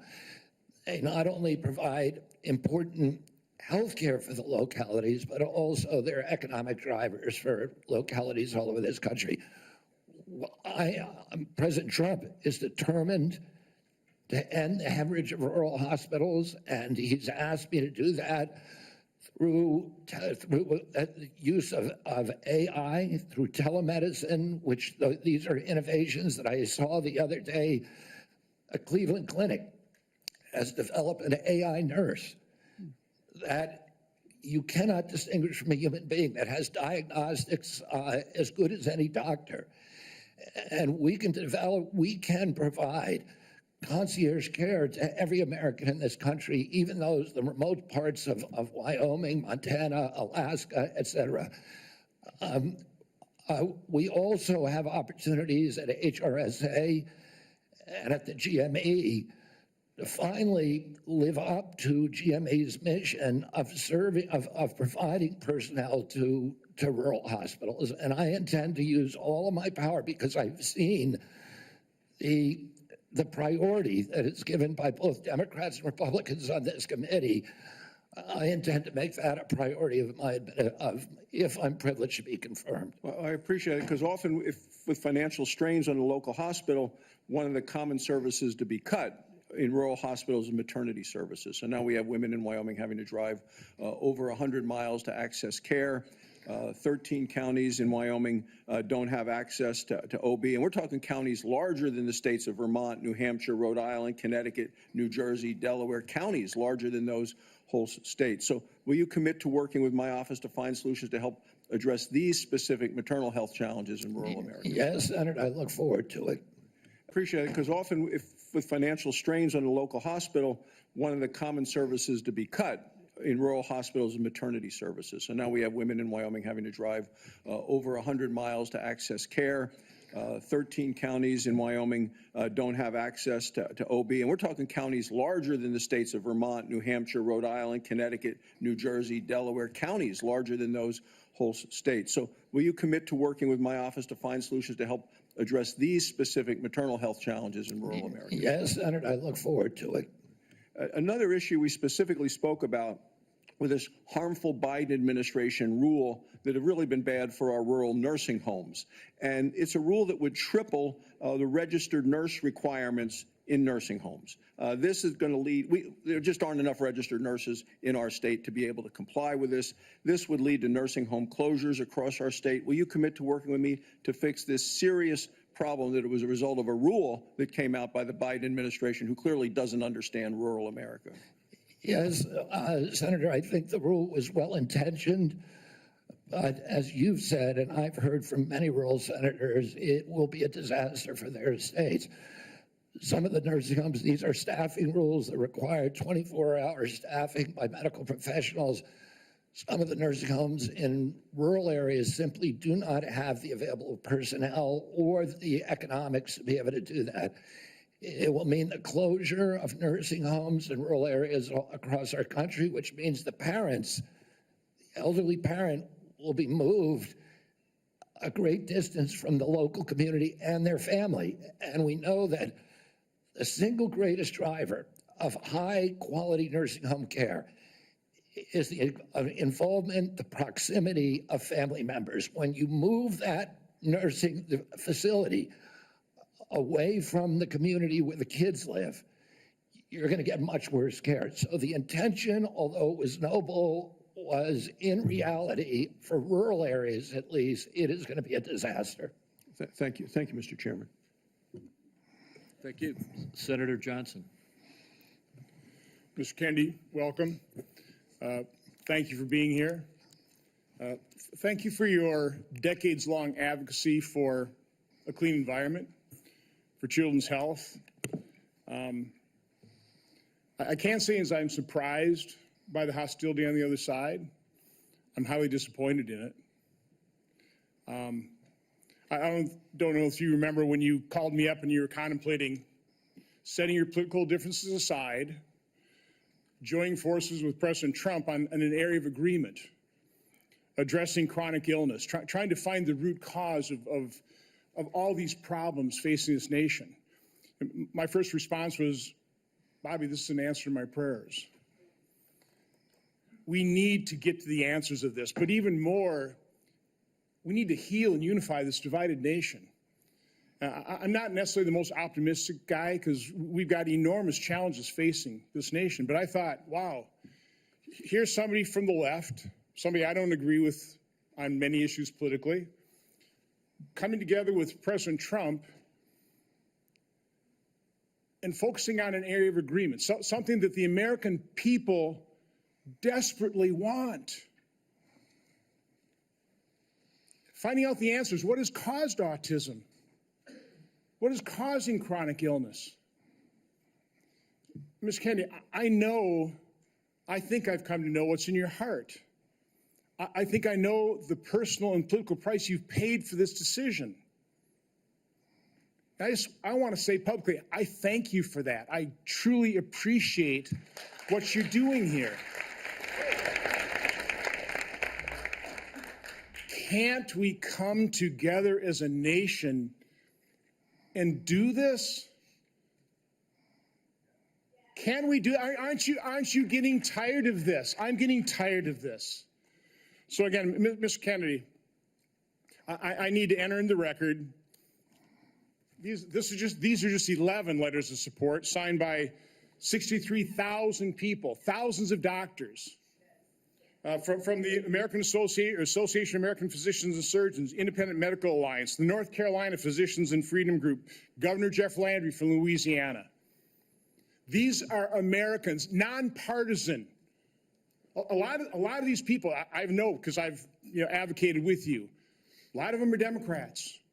They put their political differences aside. So, Mr. Chairman, I'd like to enter this in the record. Without objection. I also do want to, Mr. Kennedy, as long as I have you here, I've written over 70 oversight letters to the federal health agencies under the Biden administration. I've virtually gotten squat out of them, okay? What I get is we get, for example, 50 pages of Anthony Fauci's emails redacted. Oh, by the way, the latest one was 17 pages. Instead of issuing a health alert on the myocarditis they knew was impacting young men early in 2021, instead of issuing an alert on the Health Alert Network, they developed 17 pages of talking points. This was given to the public under a FOIA request. They had to go to court. They've got a new way of redacting. They don't black things out. They just give you white pages, so you don't even know what they have redacted. So again, I've issued a subpoena now to cover the information I've requested in 70 oversight letters. My question to you is, as Secretary of HHS, will you honor these requests from Congress, and will you make HHS transparent? Yeah, my approach to HHS, as I said before, Senator, is radical transparency. Democrats and Republicans ought to be able to come in and get information that was generated at taxpayer expense, that is owned by the American taxpayer. They shouldn't get redacted documents. Public health agencies should be transparent. And if we want Americans to restore trust in the public health agencies, we need transparency. I want to say something about what you first said. When I launched my campaign, it was about uniting Americans, Democrats and Republicans. There's no issue that should unite us more than this chronic health epidemic. There's no such thing as Republican children or Democratic children. These are our kids. 66% of them are damaged. I know what a healthy kid looks like because I had so many of them in my family. I didn't know anybody with a food allergy growing up, peanut allergy. Why do 5 of my kids have allergies? Why are we seeing these explosions in diabetes, rheumatoid arthritis, neurological diseases, depression, all of these things that are related to toxics in the environment? Why can't we just agree with each other to put differences about so many issues, intractable issues aside, and say, we're going to end this? I don't think anybody is going to be able to do this like I have because of my peculiar experience, because I've litigated against these agencies. When you litigate against them, you get a PhD in corporate capture and how to unravel it. I've written 6 books about these agencies. I know a lot about them and I know how to fix it. And there's nobody who will fix it the way that I do because I'm not scared of vested interests. I don't care. I'm not here because I want a position or a job. I have a very good life and a happy family. This is something I don't need. I want to do this because we're going to fix it. And the other thing is we are attracting now a caliber of people to HHS like never before in history. And they're entrepreneurs, they're disruptors, they're innovators of immense talent that are walking away, many of them from growing concerns. They're not coming there or position. They're coming there because they want to save our country. And they're from across the political spectrum. And all these Democrats are opposed to me for partisan issues. They used to be my friends, agreed with me on all the environmental issues that I've been working on for my whole career. Now they're against me because anything that President Trump does, any decision he makes, has to be lampooned, derided, discredited, marginalized, vilified. We need to move on.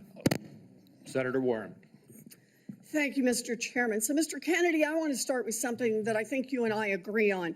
and that is that Big Pharma has too much power in Washington. You said that President Trump asked you to, quote, clean up corruption and conflicts. Sounds great. You've said that you will, quote, slam shut the revolving door between government agencies and the companies they regulate. That also sounds great. So here's an easy question.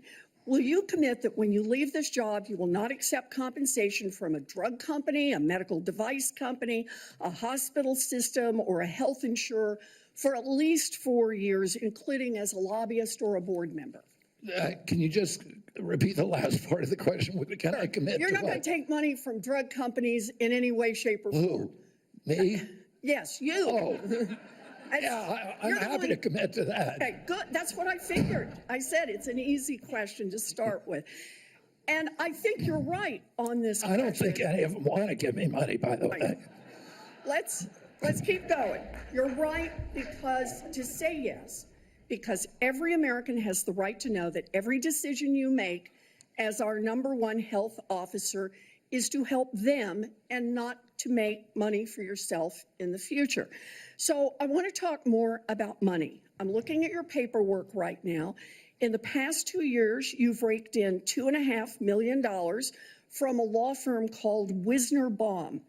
You go online, you do commercials to encourage people to sign up with Wisner Baum to join lawsuits against vaccine makers. And for everyone who signs up, you personally get paid. And if they win their case, you get 10% of what they win. So if you bring in somebody who gets $10 million, you walk away with $1 million. Now, you just said that you want the American people to know you can't be bought. Your decisions won't depend on how much money you could make in the future. You won't go to work for a drug company after you leave HHS.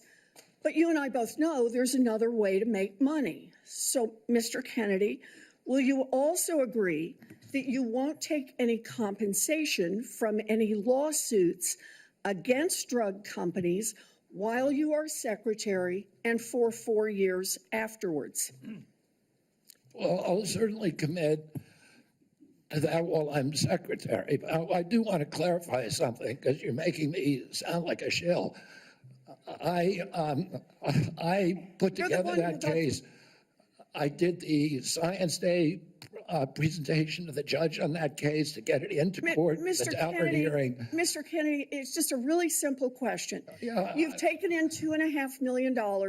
I want to know if you will commit right now that not only will you not go to work for drug companies, you won't go to work suing the drug companies and taking your rake out of that while you're a secretary and for 4 years after. It's just... I'll commit to not taking any fees from drug companies while I'm secretary. No.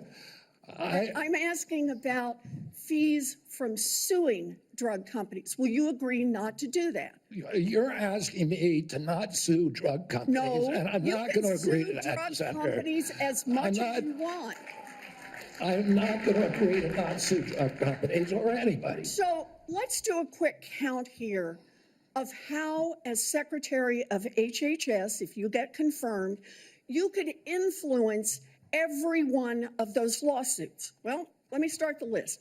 You could publish your anti-vaccine conspiracies, but this time on U.S. government letterhead, something a jury might be impressed by. You could appoint people to the CDC vaccine panel who share your anti-vax views and let them do your dirty work. You could tell the CDC vaccine panel to remove a particular vaccine from the vaccine schedule. You could remove vaccines from special compensation programs, which would open up manufacturers to mass torts. You could make more injuries eligible for compensation even if there is no causal evidence. You could change vaccine court processes to make it easier to bring junk lawsuits. You could turn over FDA data to your friends at the law firm, and they could use it however it benefited them. You could change vaccine labeling. You could change vaccine information rules. You could change which claims are compensated in the vaccine injury compensation program. There's a lot of ways that you can influence those future lawsuits and pending lawsuits while you are Secretary of HHS, and I'm asking you to commit right now that you will not take a financial stake in every one of those lawsuits so that what you do as secretary will also benefit you financially down the line? I'll comply with all the ethical guidelines. That's not the question. You and I, you have said You're asking me, Senator, you're asking me not to sue vaccine pharmaceutical companies. Yeah, you are. That's exactly what you're doing. No. Look, no one should be fooled here. As Secretary of HHS, Robert Kennedy will have the power to undercut vaccines and vaccine manufacturing across our country. And for all of his talk about follow the science and his promise that he won't interfere with those of us who want to vaccinate his kids, the bottom line is the same. Kennedy can kill off access to vaccines and make millions of dollars while he does it. Kids might die, but Robert Kennedy can keep cashing in. Senator, I support vaccines. I support the childhood schedule. I will do that. The only thing I want is good science, and that's it. How about then say you won't make money off what you do as Secretary of HHS? Before we go to Senator Tillis, I think it would be important for me to make it very clear that Mr. Kennedy has gone through the same Office of Government Ethics process as every single other nominee in the Finance Committee this year and in previous administrations. In addition to listing his assets, including the items that you've identified, he has signed an ethics letter that has been reviewed by the Office of Government Ethics concerning any possible conflict in light of its functions and the nominee's proposed duties. And we have a letter from the Office of Government Ethics that he hasn't complied completely with all applicable laws and regulations governing conflicts of interest. Mr. Chairman, point of information here. Have we had a single nominee come through who's made $2.5 million off suing one of the entities that it would be regulating and plans to keep getting a take of every lawsuit in the future? Have we had that before? I haven't reviewed the past documentation of every other nominee's financial interests, and so no. But I know that every single time we get a nominee, their financial interests are attacked. That's why we have the Office of Government Ethics. That's why they've reviewed everything that's in his record, and that's why he has even, I think, and I don't know that I want to ask him to get into it, but he has listed his assets and has gone through a discussion of the responsibilities under our ethics laws and has complied with all of those requirements. Senator Tillis. Thank you, Mr. Chairman. Mr. Kennedy, how's your morning going? So far, so good. Good. You came prepared. I'm glad that you did. You, I believe, addressed to my satisfaction a question. Kids might die, but Robert Kennedy can keep cashing in. Senator, I support vaccines. I support the childhood schedule. I will do that. The only thing I want is good science, and that's it. How about then say you won't make money off what you do as Secretary of HHS? Before we go to Senator Tillis, I think it would be important for me to make it very clear that Mr. Kennedy has gone through the same Office of Government Ethics process as every single other nominee in the Finance Committee this year and in previous administrations. In addition to listing his assets, including the items that you've identified, he has signed an ethics letter that has been reviewed by the Office of Government Ethics concerning any possible conflict in light of its functions and the nominee's proposed duties. And we have a letter from the Office of Government Ethics that he hasn't complied completely with all applicable laws and regulations governing conflicts of interest. Mr. Chairman, point of information here. Have we had a single nominee come through who's made $2.5 million off suing one of the entities that it would be regulating and plans to keep getting a take of every lawsuit in the future? Have we had that before? I haven't reviewed the past documentation of every other nominee's financial interests, and so no. But I know that every single time we get a nominee, their financial interests are attacked. That's why we have the Office of Government Ethics. That's why they've reviewed everything that's in his record, and that's why he has even, I think, and I don't know that I want to ask him to get into it, but he has listed his assets and has gone through a discussion of the responsibilities under our ethics laws and is complied with all of those requirements. Senator Tillis. Thank you, Mr. Chairman. Mr. Kennedy, how's your morning going? So far, so good. Good. You came prepared. I'm glad that you did.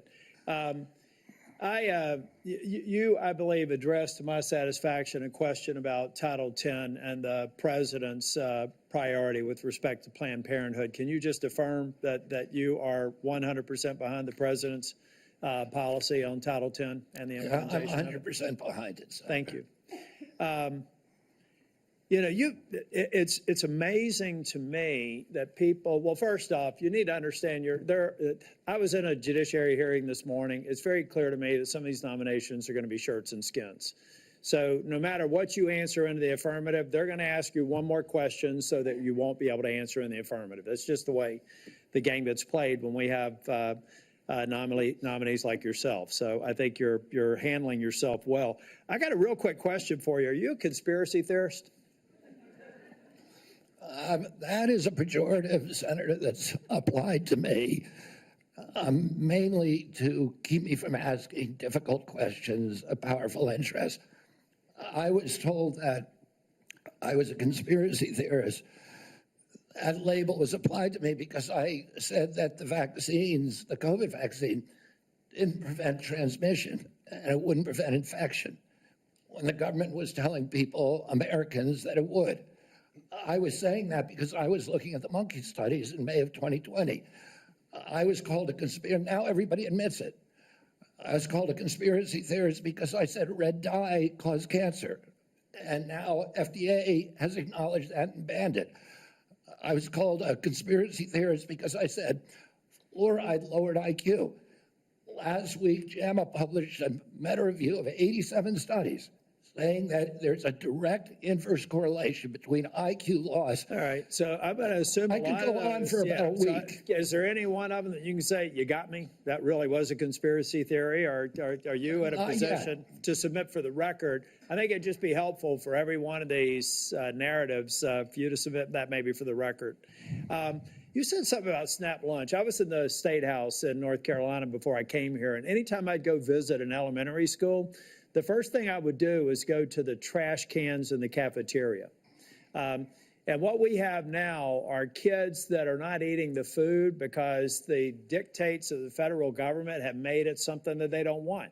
But they say, well, it's a healthy alternative. It has processed materials in it, and it's not particularly attractive to them. So they throw it away. Trash cans full of food that these kids didn't eat. So then what do? They go eat snacks, or they go eat or they drink a sugared drink. The SNAP program, everything you've said about the SNAP program, I agree with. I think that we should be very, very strict about that, and it's going to make some people uncomfortable in the food manufacturing segment, produce healthy foods that we can put in the SNAP program. That's the way to address it.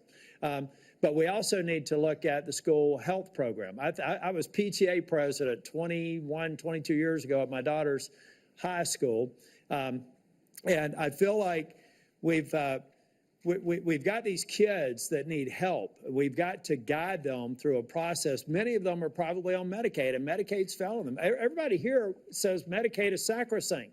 Nobody's admitted that Medicaid is not producing positive health outcomes. Is that your problem in Medicaid right now? The program or the outcomes? Is the outcomes. We're spending $900 billion, and our people are getting sicker every single year. Yeah, so anybody and President Trump wants people to have it, Americans to have a high-quality insurance. Anybody who's building a case for the status quo of Medicaid is by extension saying that they're happy with the outcomes. I think it's unacceptable. I do have a question for you on Project Warp Speed. We supported the CARES Act. We had 97 people in the U.S. Senate vote for it. Everybody here. There's only one member of Congress that voted against it, I believe.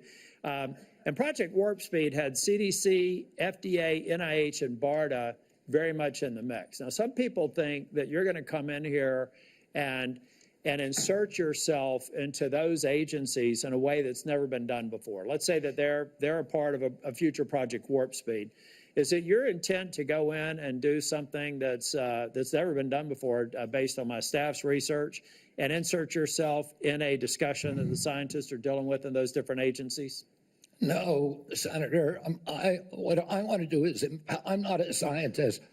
I want to empower scientists. I want to make sure that science is unobstructed by vested or economic interests. That's good. I got that culture, and I'll just say about Operation Warp Speed, it was an extraordinary accomplishment, showed demonstration of leadership by President Trump. When he promoted Operation Warp Speed, he was looking at all of the different remedies, including vaccines, therapeutics, everything. Therapeutic, ivermectin, hydroxychloroquine, famotidine, chlorine dioxide, and he was not looking at shutting down our country for the year, forcing people to wear masks for a year, forcing all social distancing that did not have any scientific basis, which Dr. Fauci has now acknowledged. He said we took it out of thin air. But all of those changed during the Biden administration. And it became very narrowly focused. We ended up with the worst, the highest death count of any country in the world. Mr. Chair, if I can just ask one final question, and I think it's a one-word answer. I've heard a lot of people complaining about health care delivery, Medicaid. On the other side of the dais here, who's been responsible for health care policies over the last 4 years? The Biden administration. I mean, the president, the Biden, okay. Yeah. So that I'd like to have heard more of those in oversight hearings over the last 4 years. I haven't, but I'm glad that there's an acknowledgement that you're inheriting a problem that needs to be fixed. Thank you. Thank you, Senator. Senator Sanders. Thank you, Mr. Chairman. Mr. Kennedy, thanks for being with us. I very much like the slogan that you coined, Make America Healthy Again. And I strongly agree with that effort. Despite spending, as you indicated, 2 or 3 times as much per capita on health care as other nations, we have 85 million people who are uninsured, underinsured. We have all kinds of chronic illnesses. Our life expectancy is lower than other countries. And for working class people in this country, they are living 6, 7 years shorter lives than the top 1%. We got a problem, okay? And I'm going to suggest some ideas that I think can remedy that. Last year, the insurance industry in this country made over $70 billion, while at the same time, 85 million Americans are uninsured or underinsured. Do you agree with me that the United States should join every other major country on earth and guarantee health care to all people as a human right? Yes? No? Senator, I can't give you a yes or no answer to that question. Health care a human right? Is health care a human right? In the way that free speech is a human right, yeah. I would say it's different, because if with free speech doesn't cost anybody anything, but in healthcare, if you smoke cigarettes for 20 years and you get cancer, you are now taking from the pool. And so are you guaranteed the same right, or is there also a duty? I'm sorry. I'd love to talk for an hour with you. We got a few minutes left here. All right. Every other country on earth says healthcare, whether you're poor or rich, young or old, is a human right. I'm not hearing you say that. All right. You've talked about the drug companies, and maybe we agree on this one. As you all know, despite the drug companies making over $100 billion in profits, paying CEOs outrageous compensation packages, we, in some cases, pay 10 times more for the same drug. Will you support legislation that I will introduce which says that in America we should not be paying a nickel more for prescription drugs than people around the rest of the world? Yes, no? To equalize it? Not to equalize it, that we should not be paying more than other countries for the same damn drug. President Trump has asked me, in fact, I had a meeting with President Trump a week ago where we showed him the charts. He knows the charts. We're paying 10 times more from Europe. That's right. And are you going to commit to us that you will end that absurdity? I think in principle we can. We should end that disparity. Good. Okay. That's great. All right. I happen to believe that climate change is real, it's an existential threat, and it is a healthcare issue.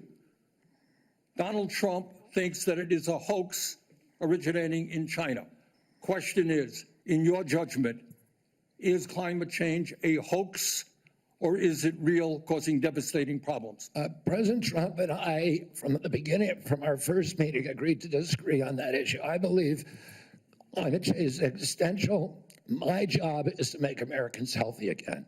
You believe that you think that you disagree with Trump, you don't think climate change is a hoax, is what I'm hearing. My job here is to make I'm just asking you that, Americans Mr. Kennedy, not a trick question. I answered your question, Senator Sanders. Okay, you disagree with the president on that. I answered your question. Okay. I'm going to pick up on a point that Senator Hassan made. Look, there is no question that abortion is a divisive issue in this country. I would say a majority of the people are pro-choice. There's a strong minority who are pro-life. A year and a half ago, you went to New Hampshire, running for president, gave a speech, and you talked about government should not tell a woman what she can do with her own body. That's her choice. Now, I think everybody on that side is pro-life. I think everybody here is pro-choice. I have never seen any major politician flip on that issue quite as quickly as you did when Trump asked you to become HHS secretary. Tell me why you think people should have confidence in your consistency and in your word when you really made a major U-turn on an issue of that importance in such a short time. Senator, I believe, and I've always believed, that every abortion is a tragedy. But you told the people in New Hampshire that it was their right. All right, let me do a last question because I'm running out of time. I think the gist of what you're trying to say today is you're really pro-vaccine, you want to ask questions. You have started a group called the Children's Health Defense. You're the originator. Right now, as I understand it, on their website, they are selling what's called onesies. These are little things, clothing for babies. One of them is titled Unvaxxed, Unafraid. Next one, and they're sold for $26 a piece, by the way. Next one is No Vax, No Problem. Now, you're coming before this committee and you say you're pro-vaccine. Just want to ask some questions. And yet your organization is making money selling a child's product to parents for $26, which casts fundamental doubt on the usefulness of vaccines. Can you tell us now that you will, now that you are pro-vaccine, that you're going to have your organization take these products off the market? Senator, I have no power over that organization. I'm not part of it. I resigned from the board. Yeah, that was just a few months ago. You founded that. You certainly have power. You can make that call. Are you supportive of this? I've had nothing to do with leadership. Are you supportive of these onesies? I'm supportive of vaccines. Are you supportive of this clothing, which is militantly anti-vaccine? I am supportive of vaccines. I will. I want good science, and I want to protect. But you will not tell the organization you founded not to continue selling that product. Thank you, Mr. Chairman. Senator Blackburn. Thank you so much, Mr. Chairman, and thank you so much for being with us today. And I have no doubt that you will be confirmed and you are going to do such a solid job for the people of this country. And I do have several issues I wanted to talk with you about and didn't have time to cover them all when we met prior to the meeting, but rural health care is very important to me and the people of Tennessee. 78 of our 95 counties are rural counties. Now, over the last few years, we've seen hospital closures. So we have focused on access in rural areas. And my rural health agenda, which is bipartisan, focuses on innovation, telehealth, access points. It focuses on work shortages, and also Senator Warner and I have together focused on making certain that we address the area wage index and do that fairly for our citizens that are in rural communities. So I would like a commitment from you that when confirmed, you and your CMS administrator will work with us to make certain that the area wage index is balanced and that it is fair to rural areas. Senator, both Dr. Oz and myself recognize that rural health care is in crisis in this country, and that is catastrophic for our entire country. And I talked a little bit about my commitment to rural health earlier in this hearing. The regional price points, as you know, are set by Congress and not by HHS.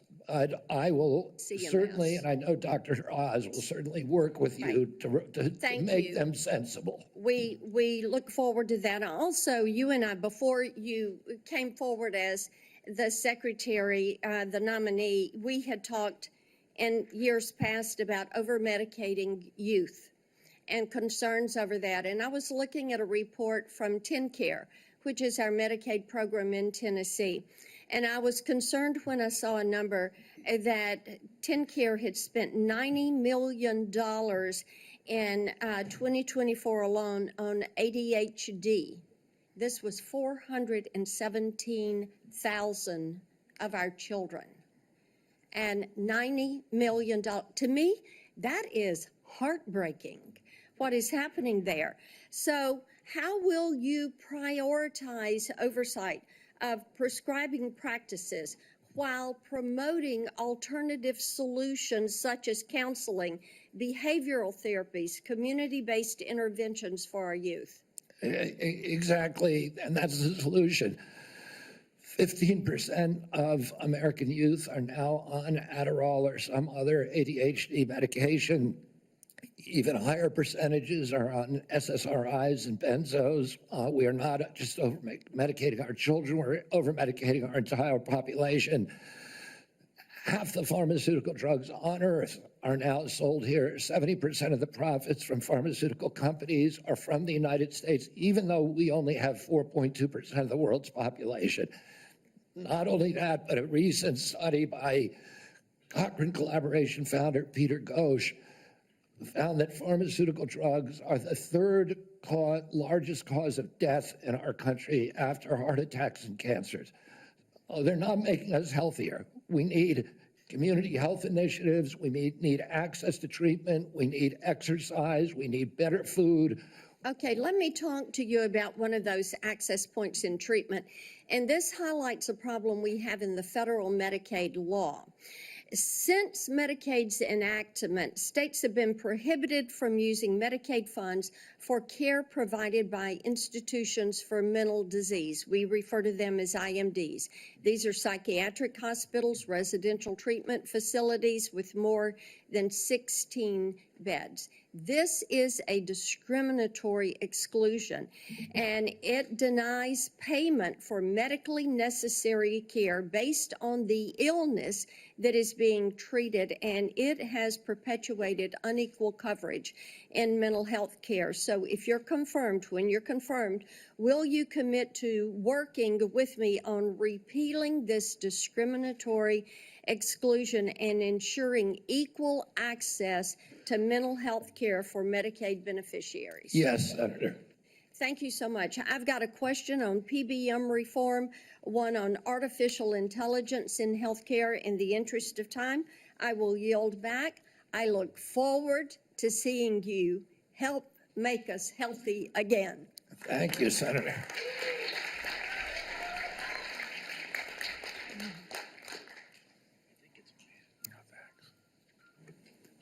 Senator Lujan.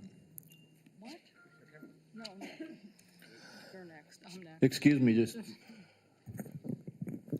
I made a mistake. It's Senator Cantwell. Thank you so much. Thank you, Mr. Chairman, and congratulations on your nomination, Mr. Kennedy. And I've been absent only because I've been in another hearing with the nominee to be the Commerce Secretary. So I will review everything that you've said today and look at that diligently.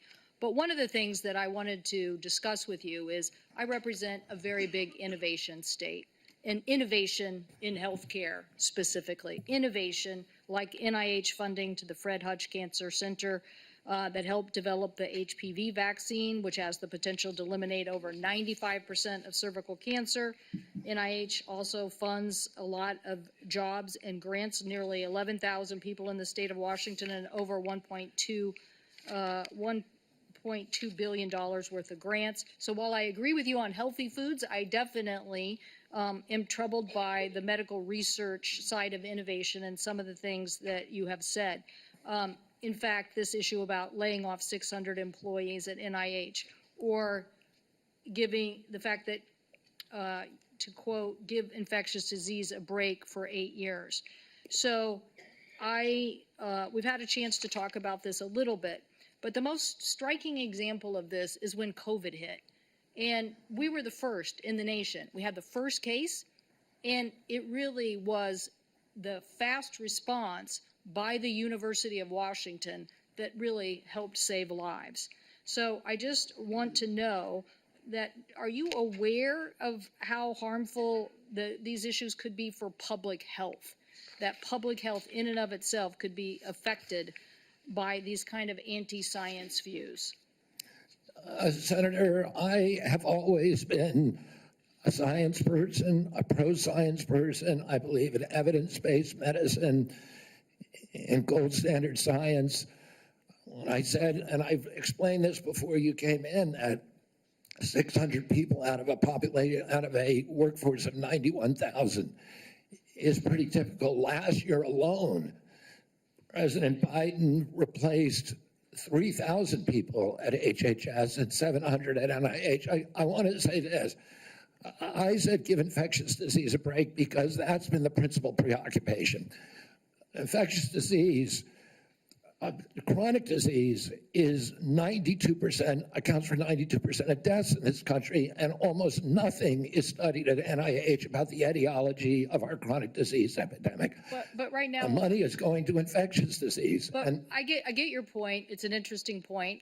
The problem is we had to respond, and it's actually the Gates Foundation and a flu cohort that figured out what was wrong, and that we had an outbreak of COVID that was going beyond the very first case. And so we had to build a very fast response. So I take this too. The University of Washington has conducted groundbreaking stem cell research on fetal tissue. To me, I know there's probably a lot of people that may not agree with this, but we're making regenerative heart tissue now at the University of Washington. So yes or no, do you commit to protecting stem cell research for scientific agencies if confirmed? I will protect stem cell research. Stem cell research today can be done on umbilical cords, and you don't need fetal tissue. You'll protect the laws that are on the books today and the research that's done. My job is, Senator, to enforce the laws.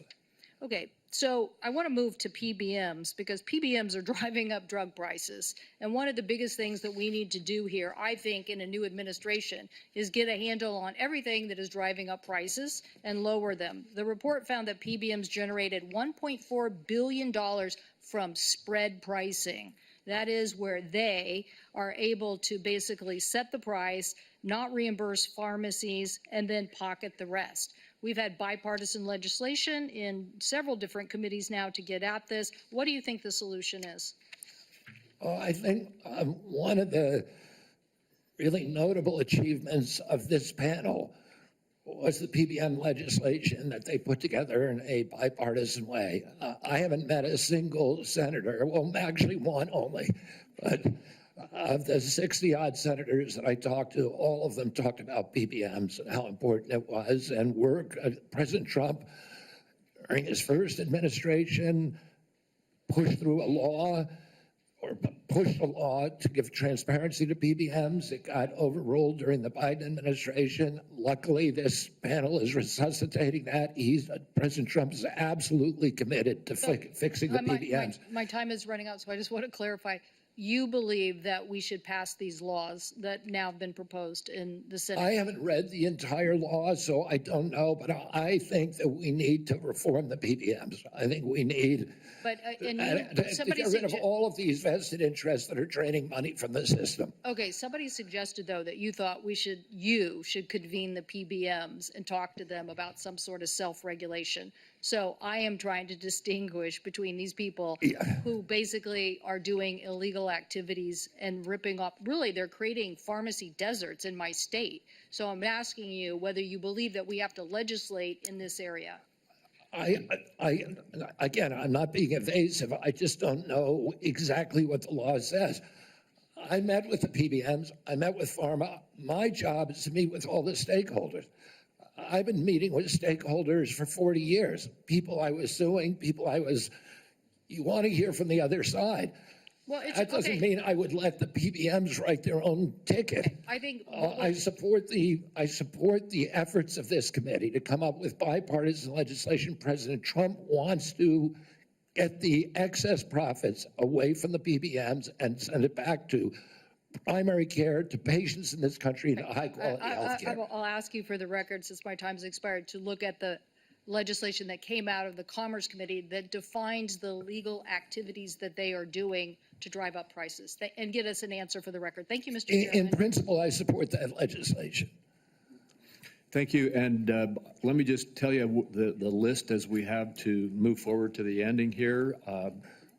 Senator Lujan will be next, followed by Senator Marshall, Senator Warnock, Senator Smith, Senator Young, and Senator Welch. And let me say again, Mr. Chairman, this is a matter of such importance.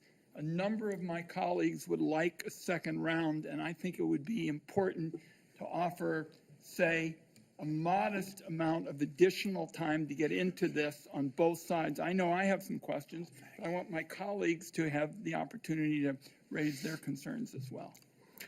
Well, I've said, as I have indicated to you, Senator Wyden, I'm not going to do a second round. I have been very generous with the senators. I think almost every single senator has had 7 minutes at least.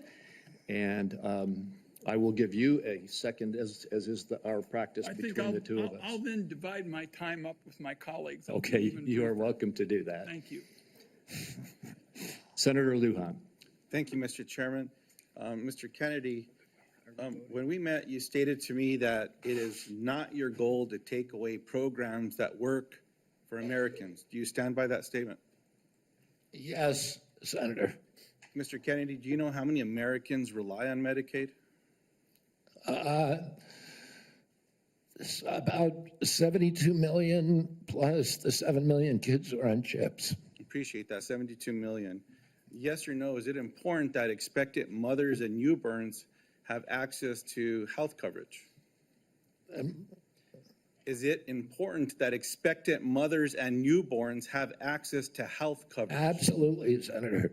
Mr. Kennedy, do you know how many babies born in this country are covered through Medicaid?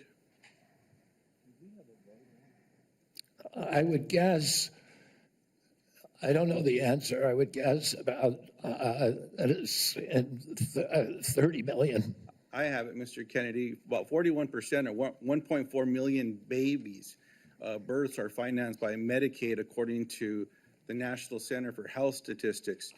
Yes or no, do you believe that Medicaid is a critical program? I believe that Medicaid is a critical program, but that it's not working as well as it ought to be. And President Trump has asked me to make it work better, that most Americans are not happy with it. The premiums are too high, the deductibles are too high, and everybody's getting sicker. Too much money is going to the insurance industry. I have a series of yes or no questions. They're pretty simple. Because you heard we're not going to get a second round of questions, I ask for your indulgence to be able to get through them yes or no. In New Mexico, as you know, Medicaid is often measured state by state. It might surprise you if you look at some of those surveys. In New Mexico, the response was 90% of New Mexicans on Medicaid report satisfaction getting care, 80% getting specialist care, 85% getting urgent care, 95% ease of filings out of focus. Not to pick on any one of my colleagues, but in Louisiana, 86% of people on Medicaid are satisfied with their interactions. 83% are satisfied getting care. 85% are satisfied getting specialized care. 82% getting urgent care. I can go on state by state, but we don't have the time today. Yes or no, do you support cutting Medicaid or reducing, and especially in an area where you and I spoke about with the federal investment in Medicaid, which is known as FMAP? President Trump has not told me to that he wants to cut Medicaid. He's told me to make it better. Do you support cutting, yes or no? Let me ask you this way, since it's only about President Trump. I support making it better, Senator. If President Trump asks you to cut Medicaid, will you do it? Well, it's not up to me to cut Medicaid. It would be up to Congress. And you don't I'm going to work. I'm going to work. Mr. Kennedy, you don't want to answer? I'll move on. Do you know how many states will end? Mr. Chairman, if I may pause my time. So I understand that people are getting asked to leave if they stand up with signs, but there's a lot of other as well, Mr. Chairman. So it needs to be extended to everyone. As Mr. Kennedy said, we should respect each other when we have a difference of opinion. We're just trying to do our jobs here and trying to ask questions. That's all. And that's all I'm doing with Mr. Kennedy, folks. So I just hope that we can Senator Lujan, you are right, and I ask the audience to please be respectful. Thank you, Mr. Chairman. I appreciate that very much. Mr. Kennedy, do you know how many states will end their Medicaid expansion if the federal share of Medicaid drops? Well, there's 40 states that have signed on to the expansion. So, It's a smaller number. So it's 9 states would quickly have to end their expansion because of the laws that they have. That's about 4 million folks across the country. And in New Mexico, Iowa, and Idaho, they have triggers that it would immediately have to go into effect if, in fact, that gets cut. The reason I'm asking those questions is there's been a lot of chatter and conversations around Medicaid. Now, I agree we can always do better, and we must be doing better in America. But Medicaid has been shown to improve health outcomes, including mortality, quality of life, and access to preventative care as well. And there's some areas, Mr. Kennedy, that you and I touched on specific to Native American communities. One of the concerns that I have are these programs matter to folks. You shared your passion about caring for folks. I believed that passion. My question in this area is, as you know, when folks are doing research and they're going to check to see if medicine works on someone, if they're not included in that trial, it often doesn't help them. That's what all the evidence shows. So what are you going to do when programs are eliminated to require the inclusion of Native Americans in clinical trials when it comes to life-saving medicine? I'm going to do everything I can to make sure that there's Native Americans in clinical trials. As I said to you when I visited your office, I spent 20% of my career working on Native issues. My family's been deeply involved with them. My father and uncle were big critics of the Indian Health Service, a failure to deliver good health results or health care on the reservations. I'm going to bring a Native in for the first time in history into my central office, that all the major decisions in my office will be that he will have it. We've already interviewed candidate, a very, very good candidate, will have direct impact on all the major offices. One of my priorities is to improve. I appreciate that. I have a follow-up in that space specifically. Will you commit to finalizing the congressionally mandated FDA guidance to increase clinical trial diversity? Just repeat that again. I'm sorry. Will you commit to finalizing the congressionally mandated FDA guidance to increasing clinical trial diversity? Yes. I appreciate that. Will you commit to reinstating all of the pages that were eliminated and people that were fired from this administration that have this responsibility? I cannot commit to that because I don't know who they are. Well, there's I'll some commit folks to out there doing the working work. with you to make sure Kennedy, those positions are adequately staffed. I will follow up in writing in those specific areas because I think there's some commonality here, but answers matter. And so I'd like to get those as timely as possible.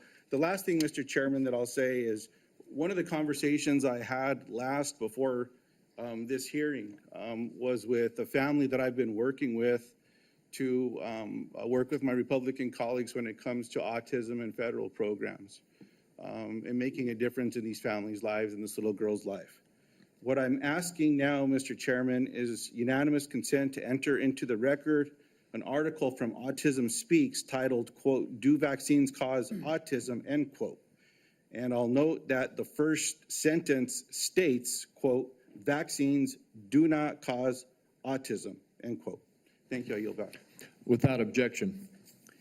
And before we move on, we've had a request from several quarters for a quick restroom break. We will take a 5-minute recess. I'm sorry to those remaining 5 or 6 senators who must wait a few minutes, but we will have a quick break. We will be back as soon as we can.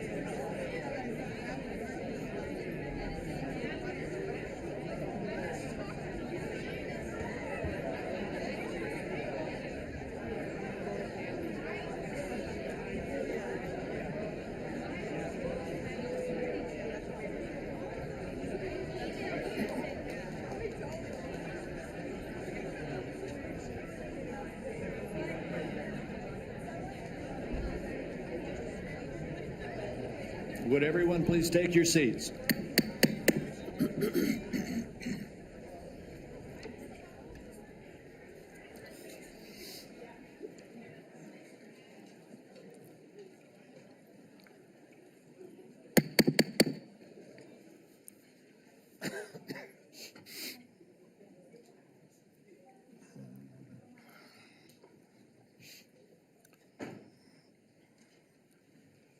This committee will continue and come out of recess and go back into session.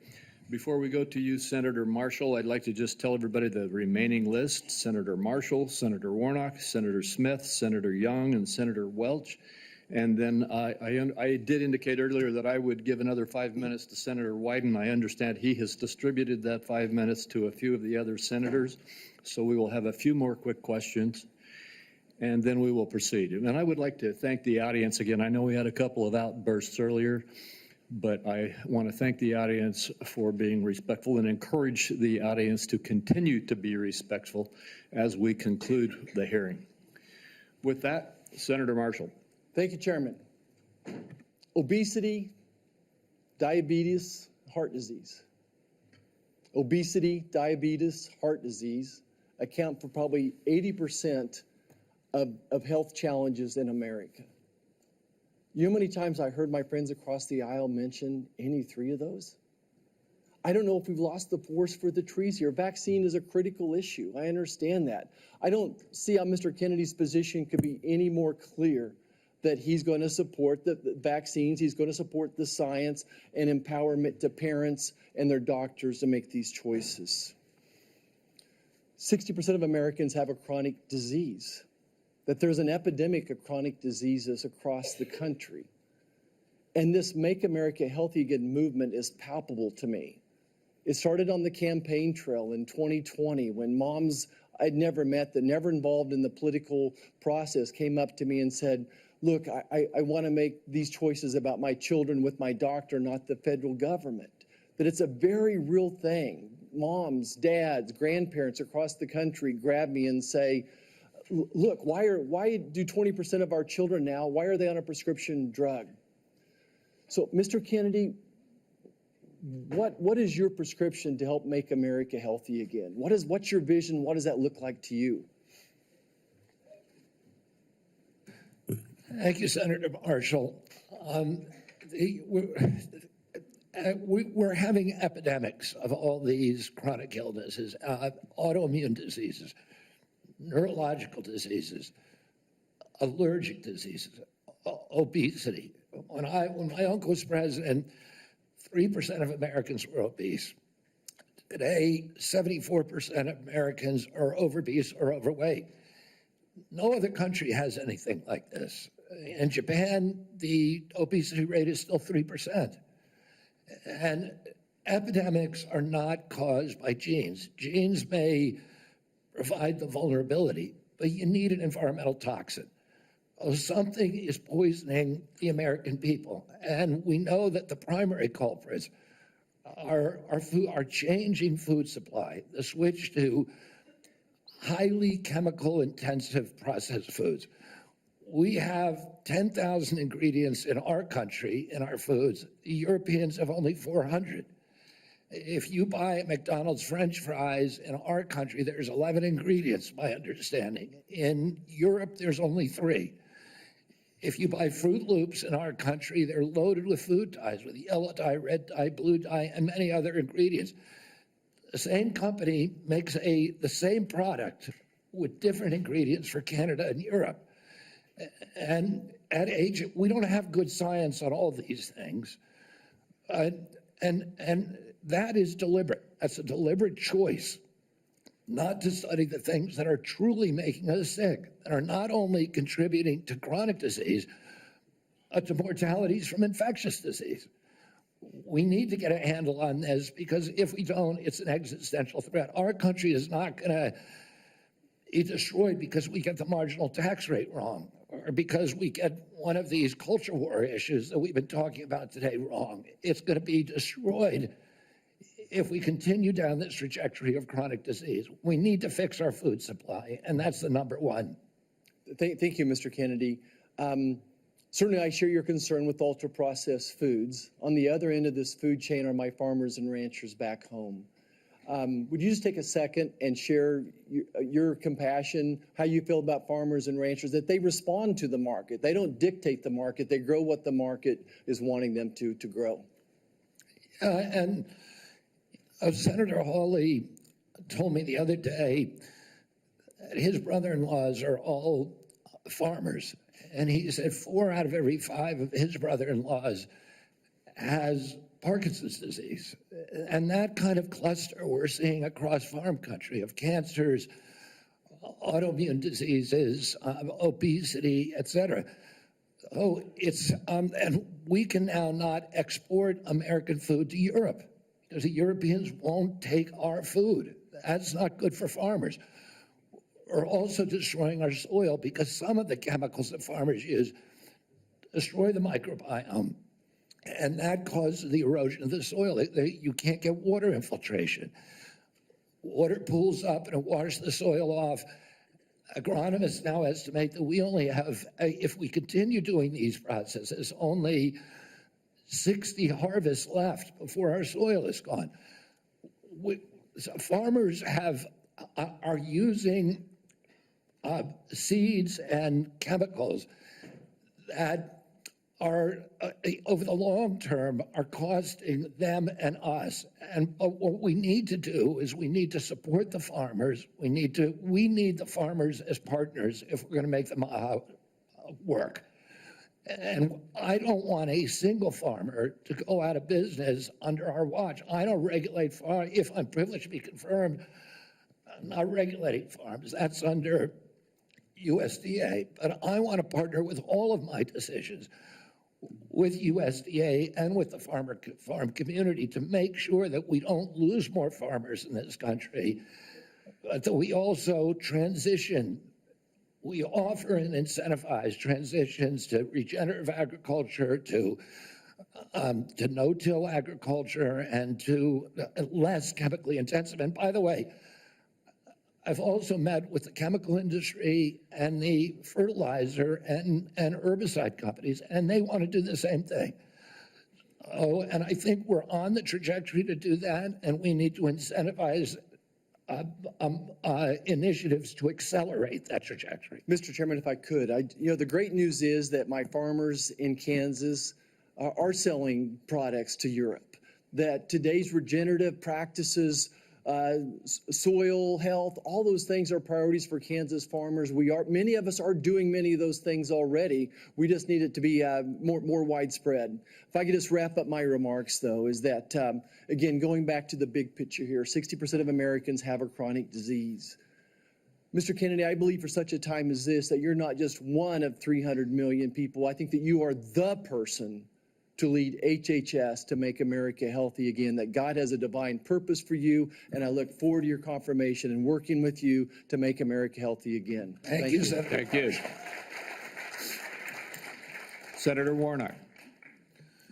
Thank you so much, Chairman Crapo and Ranking Member Wyden. It's great to be here. Mr. Kennedy, welcome. Welcome to you and to your family. Thank you for meeting with me a few days ago. I'd like to follow up, if I might, with some of the issues that we discussed in my office. I want to talk to you first about the CDC, or the Centers for Disease Control and Prevention. I'm proud of the work that the CDC does, proud that it's located in Georgia with more than 10,000 employees in my state. If confirmed, you would be the cabinet secretary over the CDC. Representing HHS, it's about 29% of the federal budget. CDC is a part of that. Do you agree that the CDC's work is critical to Georgia, critical for our country, and the health of the entire world? Yes, Senator. Senator Isaacson, my Republican predecessor, would have agreed with that. Bless his memory. He was a fierce advocate for the CDC, as am I. The CDC is an agency filled with hard-working, dedicated public health servants. They wake up every single day working to keep us safe. I think we don't think often enough about their work because it's easy not to celebrate the folks who are protecting you from that which doesn't appear because of the work that they're doing. So grateful for the work that the CDC employees do. Some of them are members of my church. I saw that deep commitment firsthand when I visited the CDC just last summer. Mr. Kennedy, you have compared the CDC's work to Nazi death camps. You've compared it to sexual abusers in the Catholic Church. You've also said that many of them belong, this is a direct quote, many of them belong in jail. For me, those are disturbing characterizations of the CDC workers that I know who are trying to keep the American public safe every single day. And as you are presented as the nominee for this position, I need to know, do you stand by those statements that you made in the past, or do you retract those previous statements? Senator, I don't believe that I ever compared the CDC to Nazi death camps. I support the CDC. My job is not to dismantle or harm the CDC. My job is to empower the scientists if I'm privileged to be confirmed. So you retract those statements? I'm not retracting it. I never said it. Well, actually, I have a transcript of me saying that it's a Nazi death camp. Yeah, let me read your words. It says that the institution CDC and the vaccine program, is your description of their work, is more important than the children that it's supposed to protect. And you know, it's the same reason we had a pedophile scandal in the Catholic Church. It's because people were able to convince themselves that the institution of the church was more important than these little boys and girls who were being raped. That's pretty provocative language. You said in another statement to me, this is like Nazi death camp. I mean, let me finish. I'm just reading your words. I mean, what happened to these kids? 1 in 31 boys in this country, their minds are being robbed from them. Yeah, I was not comparing the CDC to Nazi death camps. I was comparing the injury rate to our children to other atrocities. And I wouldn't compare, of course, the CDC to Nazi death camps to the extent that any statement that I made has been interpreted that way. Yeah, I don't agree with that. In 2003, the United States Congress Government Oversight Committee ended an over a year investigation of the CDC and used almost that same language. They said that the CDC, just one division, one branch, the Immunization Safety Office, had put institutional self-interest and pharmaceutical profits ahead of the welfare and health of American children. So that was a conclusion by Congress. And I repeated that. I'm asking you because you're the nominee for HHS. It sounds like you stand by those statements. Senator, my objective is to support the CDC. There's nothing I'm going to do that is going to harm CDC. I want to make sure that our science is gold standard science, so that it's free from that same Government Oversight Investigation Committee found that the panels, the ACIP panel within CDC, I think 97% of the people on it had conflicts. I don't believe that that's right. I think we need to end those conflicts and make sure that scientists are doing unobstructed science. So I want to enter this statement, by the way, into the record without objection. Without objection.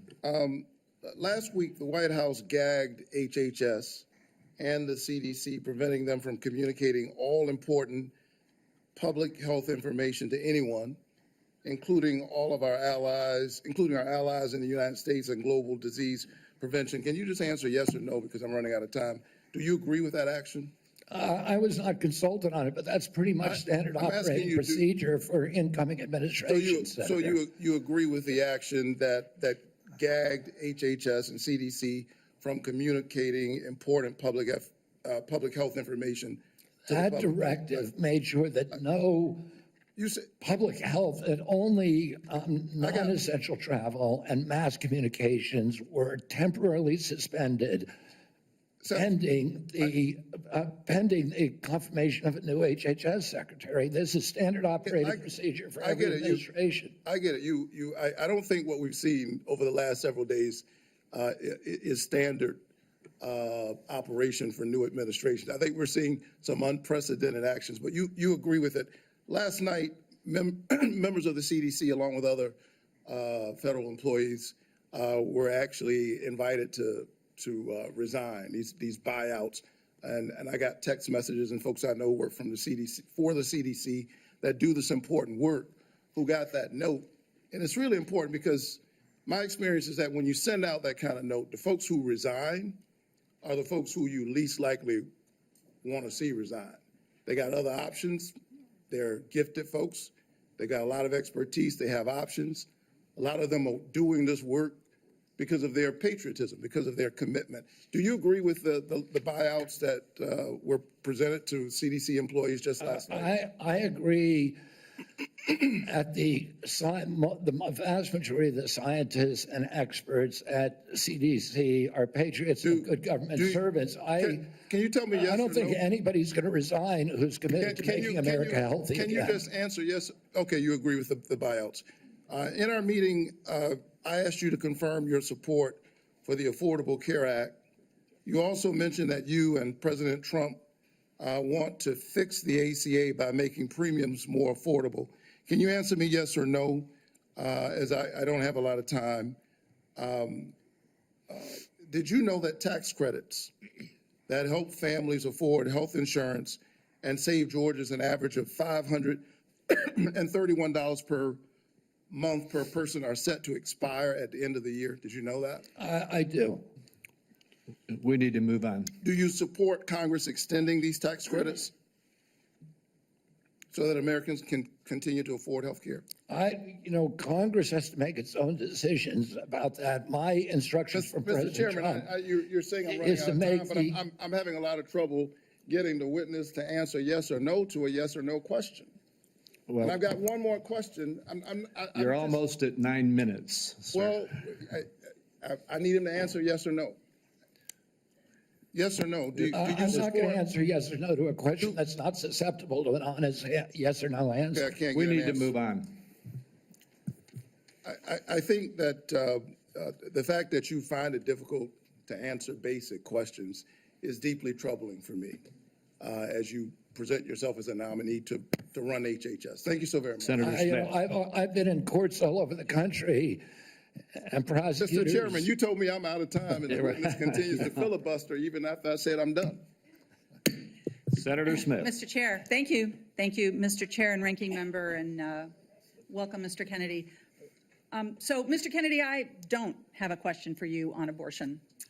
I think that my colleagues on both sides of the aisle have covered this, but I want to say I can respect people who have different views than mine on this issue, but it's hard for me to respect people who won't give a straight answer to what they think on this issue in particular. Mr. Chair, I just want to note that I understand that anti-choice advocates have said that in these hearings they were looking to hear Mr. Kennedy provide some reassurance that he is on their side, and I'm not hearing that. And I think most Americans are looking for some hint that the decisions that people make about abortion should be personal and private, and they should be free to make those decisions without government interference, and I'm not hearing that either. To make it worse, the answers that you have given tell me that the Trump administration is more than willing to restrict or even ban medication abortion without a single act of Congress, and even in states where abortion is legal. And what is clear to me is that you and President Trump are dangerous to women's access to mifepristone. So having said that, I want to move to a different topic. Mr. Kennedy, I appreciate Senator Cornyn's questions about mental and behavioral health, something that I care a lot about. I know that you and your family have had personal experience with mental health challenges, as have I. And I agree that the mental health crisis in this country is a crisis.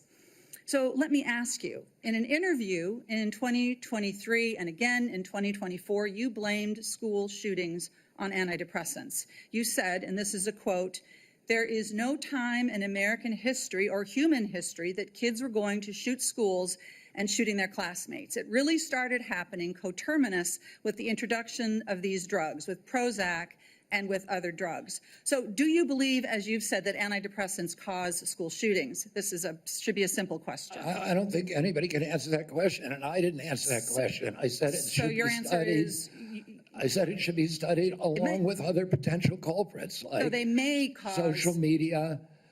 They- But I don't know. I would never make, because there's no science on that, Well, Senator. there is, Senator, there is, Mr. Kennedy. Thank you for the promotion. The science shows that there is no link between school shootings and antidepressants. And in fact, most school shooters were not even treated with antidepressants. And of those that were, there was no evidence of association. You know, I don't think you can my say question that, is, Senator, because of HIPAA rules, nobody knows. well, that is, Mr. Kennedy, do you think that people who take antidepressants are dangerous?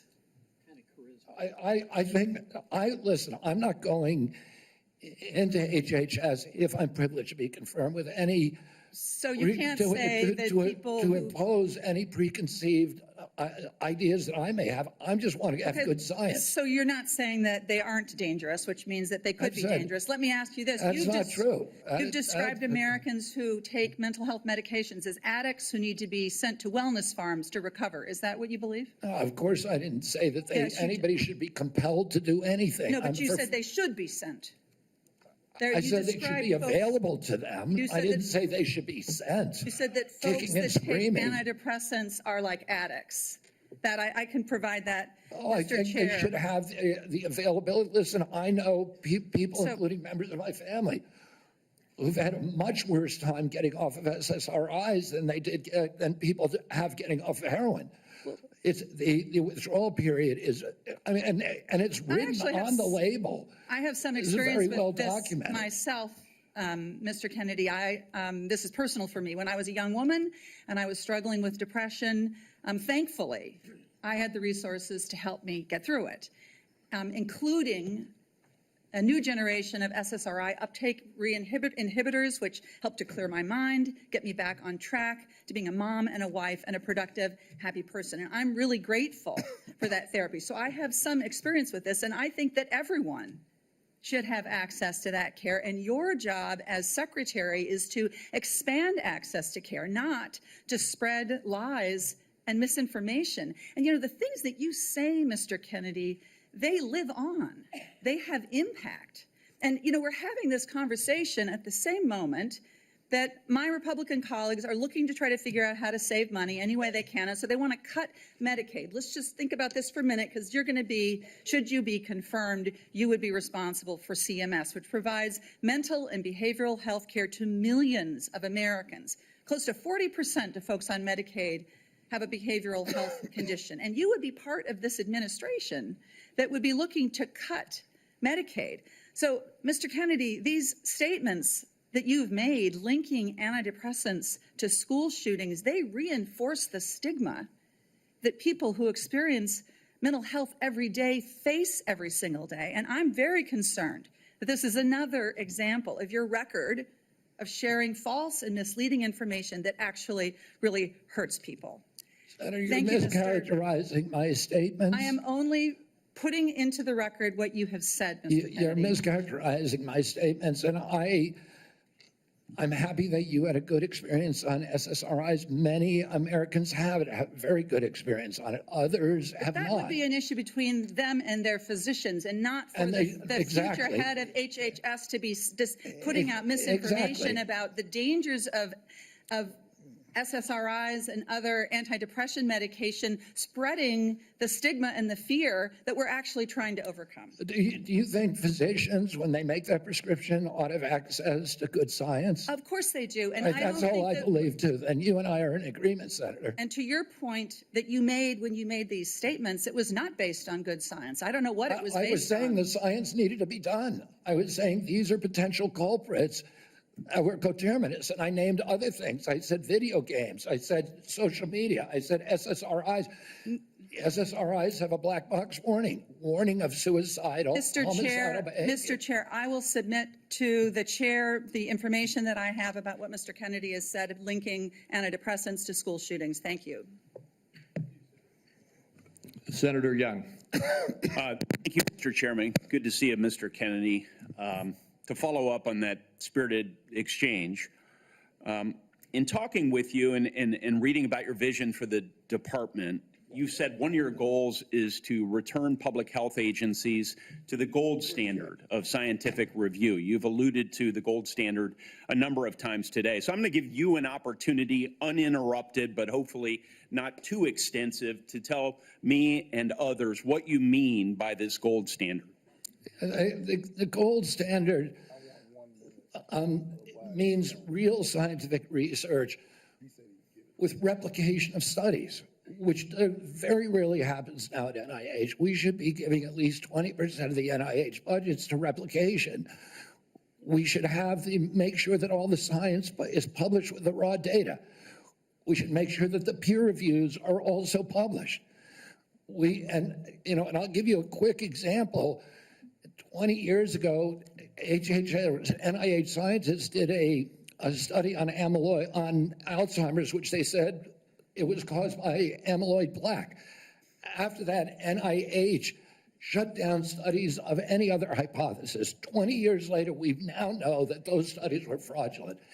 NIH has funded 800 studies on a fraudulent hypothesis, and we've lost 20 years in figuring out a cure for Alzheimer's. And that's just one example. I could give you hundreds. We need to end that. We need to end the old boy system. We need to have replicatable science and be completely transparent about raw data. Thank you, sir. In recent years, particularly during the COVID pandemic, there's been a lot of skepticism about our public health institutions. Some of this, I would say, is warranted, but it's now created a pervasive lack of trust from the public that these institutions are acting in bad faith or failing to act in objective criteria, failing, in short, to act in the best interests of the public. If confirmed, Mr. Kennedy, how will you work to regain the public's trust? I suspect it'll take some time in these important public health institutions. Through radical transparency, I'm going to make the reason people don't trust the public health agencies is because they haven't been trustworthy. And you gave the example of COVID. At the beginning of COVID, everybody was rushing to get that vaccine. We had over 90% vaccination uptake. Yes, sir. CDC's most recent recommendation is that Americans take the 8th booster. Only 23% of Americans are complying. That means 77% of Americans no longer trust CDC, and that is the problem. Yes, sir. In the absence of full information, might it, I think agree with you, but I want your response. Might it make sense to share that absence of full information with the American people, that uncertainty? I think one of the things, by observation and experience, that I saw during the pandemic was we had certain prominent doctors appear on television and indicate, no, you absolutely must not wear a mask. 2 weeks later, it's yes, you must wear a mask. But they were certain. And they even demonized people for not following the latest science, knowing there's a high level of uncertainty in that science. Would a measure of humility, and as you say, radical transparency demonstrates humility, help rebuild trust over a period of years? Absolutely. We need to tell Americans what we don't know. We need to make sure studies that reach a null hypothesis are also published. And that doesn't happen. Sir, I think you are right about why healthcare costs are so high in the first place. The answer is indeed chronic disease. 90% of our healthcare spending goes towards managing it, as you say in your open statement. It's not in the main because of waste, fraud, and abuse, although we know some exist. It's not in the main because we have greedy executives at innovative, world-class companies. It's not in the main because we haven't yet adopted an unsustainable Medicare for all scheme. It's because of this. So I'm encouraged that you intend to make that a point of emphasis as it pertains to your future leadership. I will say, with respect to COVID, it's not over for a lot of Americans. It's not over. I know the mission accomplished banner was convenient for the last administration. But as we continue to navigate the ongoing impacts of the COVID pandemic, we have many individuals here in the United States and around the world who are suffering from long-term health effects that significantly impact their quality of life, work, and daily activities, and they've been largely ignored. Funding for long COVID research was appropriated by Congress in December of 2020, followed by additional funding directed by the Biden administration in February 2024. Patient groups and industry publications have criticized the slow pace of clinical trial design and enrollment. If confirmed, will you collaborate with healthcare providers, researchers, and effective communities to better understand and mitigate long COVID's impact? Yes or no, please? Absolutely, Senator. There's 16 million Americans. Will you commit to prioritizing long COVID research and integrate this work into broader healthcare policies? Yes or no, please? Yes. Patient groups, experts, and industry publications have raised concerns around existing long COVID funding being spent on observational research. In particular, criticism was directed towards recover funding being used to duplicate existing findings instead of funding trials for potential treatments or diagnostics. If confirmed, Mr. Kennedy, will you work with Congress so that going forward, long COVID funding will be directed primarily towards trial or novel research directions and not replicating existing observational research? Yes or no? Absolutely, Senator, with enthusiasm. Thank you so much. If confirmed, how will you create a balance between your personal priorities of chronic disease and healthy lifestyle and the ongoing critical work of the department in areas that are focused on incentivizing and advancing innovation in modern medicine and pharmaceutical discovery? I think innovation is going to be the key to public health. And we have a unique opportunity now in history because of AI, because of telemedicine, and because of the quality of people that are now coming to HHS to actually save public health. But it's all going to rely on innovation, and I don't want to do anything that inhibits or impairs the pace of innovation. That's encouraging. From approving AI algorithms to determining Medicare coverage, we certainly need more innovation, and we need good people in the department to assist with that effort. So I'll follow up with a question about how you're going to attract and retain good people. Thank you, Chairman. Sorry to shut you down a little faster than I did the others, Senator. We are up against a vote deadline here, and we have one more senator who gets his full time. I hope you'll keep it as close to 5 minutes as you can, Senator Welch. And then I've promised Senator Wyden, 5 more minutes? To be divided 1 minute with my colleagues getting 1 minute. And then if we can do that, we can get over to vote before they call the vote on the floor. Thank you very much. Thank you, Mr. Kennedy. And as you know, I'm have great reverence for your family from Massachusetts. When I got out of college, I was in the first class of Robert Kennedy Fellows, the memorial created by your family to honor the service of your father. I do community organizing in the west side of Chicago. And I certainly admire your energy in your effort here and desire to serve. You know, there's a couple of things that are really important here. This is not just about a debate on vaccines. It's a debate about qualifications, experience, and priorities as to the person that will head Health and Human Services. And it's not just about what your answers are today or what the questions are. It obviously has a lot to do with your whole record and your whole history. You know, your sister in her letter, or pardon me, your cousin in her letter said, you've always been charismatic, able to attract others through the strength of your personality, willingness to take risk and break rules. That's, I guess, an attribute, but it can be a danger. The question I fundamentally have is whether your willingness to disrupt and maybe break rules is going to be dangerous and destructive. The character questions we didn't go into here, but there's some sketchy things. You've acknowledged your history with heroin. You've gotten over that, but there's incidents that do, I think, concern the question of whether the stability is there to be in charge of this major organization. And that's compounded by my concern that you don't have any experience managing a large organization, that you don't have any experience in government. So those are things that have to be taken into account. But the issue for me is also priorities. A lot of your engagement in health has been on vaccines, big important issue. You actually disagreed, as I understand it, with President Trump about Operation Warp Speed. I think President Trump deserves a lot of credit for Operation Warp Speed. He knew we had to get a vaccine. And these other issues about a mask and whether you should wear it, whether when you got your groceries, the bag had to be left outside, remember that in the very beginning? Those are incidental to the core question that the president believed we had to have a vaccine. And you contested that. That worries me. That really deeply worries me. The other questions, Senator Cassidy asked you some questions about our healthcare system. I happen to believe that our healthcare system is profoundly broken. And it's not just about the chronic illnesses. That's about our diet. That's about our exercise.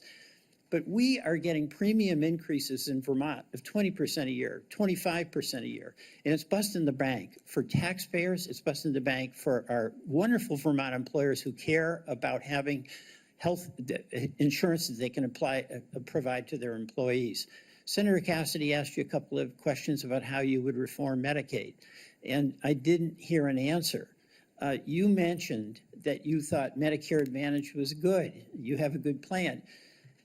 No focus on what an incredible ripoff was reported in the Wall Street Journal by United Healthcare, which was marketing Medicare Advantage and then paying doctors and nurses where they had assignments essentially to diagnose illnesses that didn't exist. So they made billions and billions of dollars. And I've seen nothing coming out of the Trump administration, and I've seen nothing coming out of your advocacy that is going after what is a rampant abuse by the insurance companies and overcharging people and not doing the job. And by the way, the United Healthcare people, when they did that, they overdiagnosed. When the person really got sick, they dumped them. They dumped them. Go to the nursing home on your own. That's a broken healthcare system. We spend the most and get the least. And I think there should be collective anger about this on both sides because all of our people are dependent on that healthcare system. And you're going to be working for a president who's on a lawless rampage right now, okay? He has done something reckless with the pardons to these cop beaters. I'm appalled by that. But that's just reckless. That's not illegal. He's impounded money. So right now, the Medicaid website went down. He's impounded money. So the community health centers that Senator Warner was talking about are up in the air as to what they can do. Do you believe that a president can impound money that has been appropriated by Congress? Senator, let me answer the question about Medicare first. I have never defended that program or the rapacious behavior by insurance companies or the PBMs. I understand that's a huge problem. And all right, I don't have time. We've got to get over to vote. So we can do this. But you've asked me 5 questions. You got to give me a chance to answer one of them. Please be brief. Yeah, I brought in, if I get confirmed, I've already appointed a general counsel. The first time in history, he's a former prosecutor who prosecuted the biggest Medicare fraud in the case in the state of West Virginia. I brought in a prosecutor for that job instead of a bureaucrat, precisely to address the important issues that you raised here. The only reason I didn't talk about these before is because I wasn't asked about them. What about? I agree with you 100%. Right. What about impounding a president impounding money that, among other things, goes to health care? And you're saying that that's illegal? That's correct. Well, my job is to uphold the Constitution. I'm going to take an oath to uphold the Constitution, and I will administer the law and uphold the Constitution.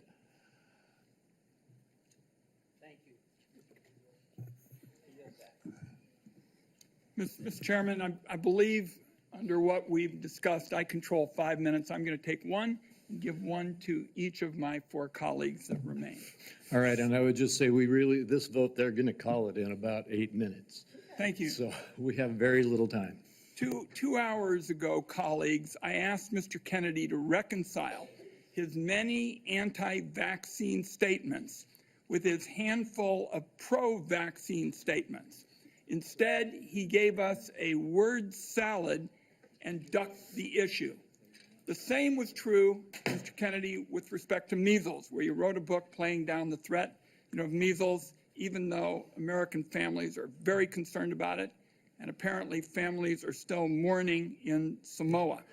And my last point would be that Mr. Kennedy said today really wasn't about him.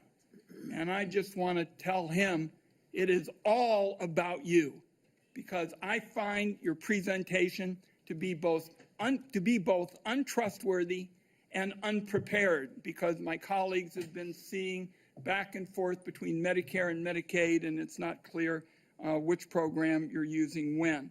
So I want colleagues to know there is a lot more information to learn about Mr. Kennedy before we vote. I'm going to urge that to my colleagues on both sides of the aisle to not make decisions on the basis of this session. I thank you for the additional time. And I guess my next minute is Senator Whitehouse, Senator Warren, and Senator Smith. And again, 1 minute each, please. There's been a lot of conversation about late-term abortions here, and I just want to make clear what Rhode Island OBGYN doctors describe as what is almost always happening when a late-term abortion is needed. It is a childbirth gone wrong. The family has painted the room, it has bought the crib, maybe even decided on the baby's name, and has gone to the hospital to welcome the new baby into their family in what is supposed to be a happy event.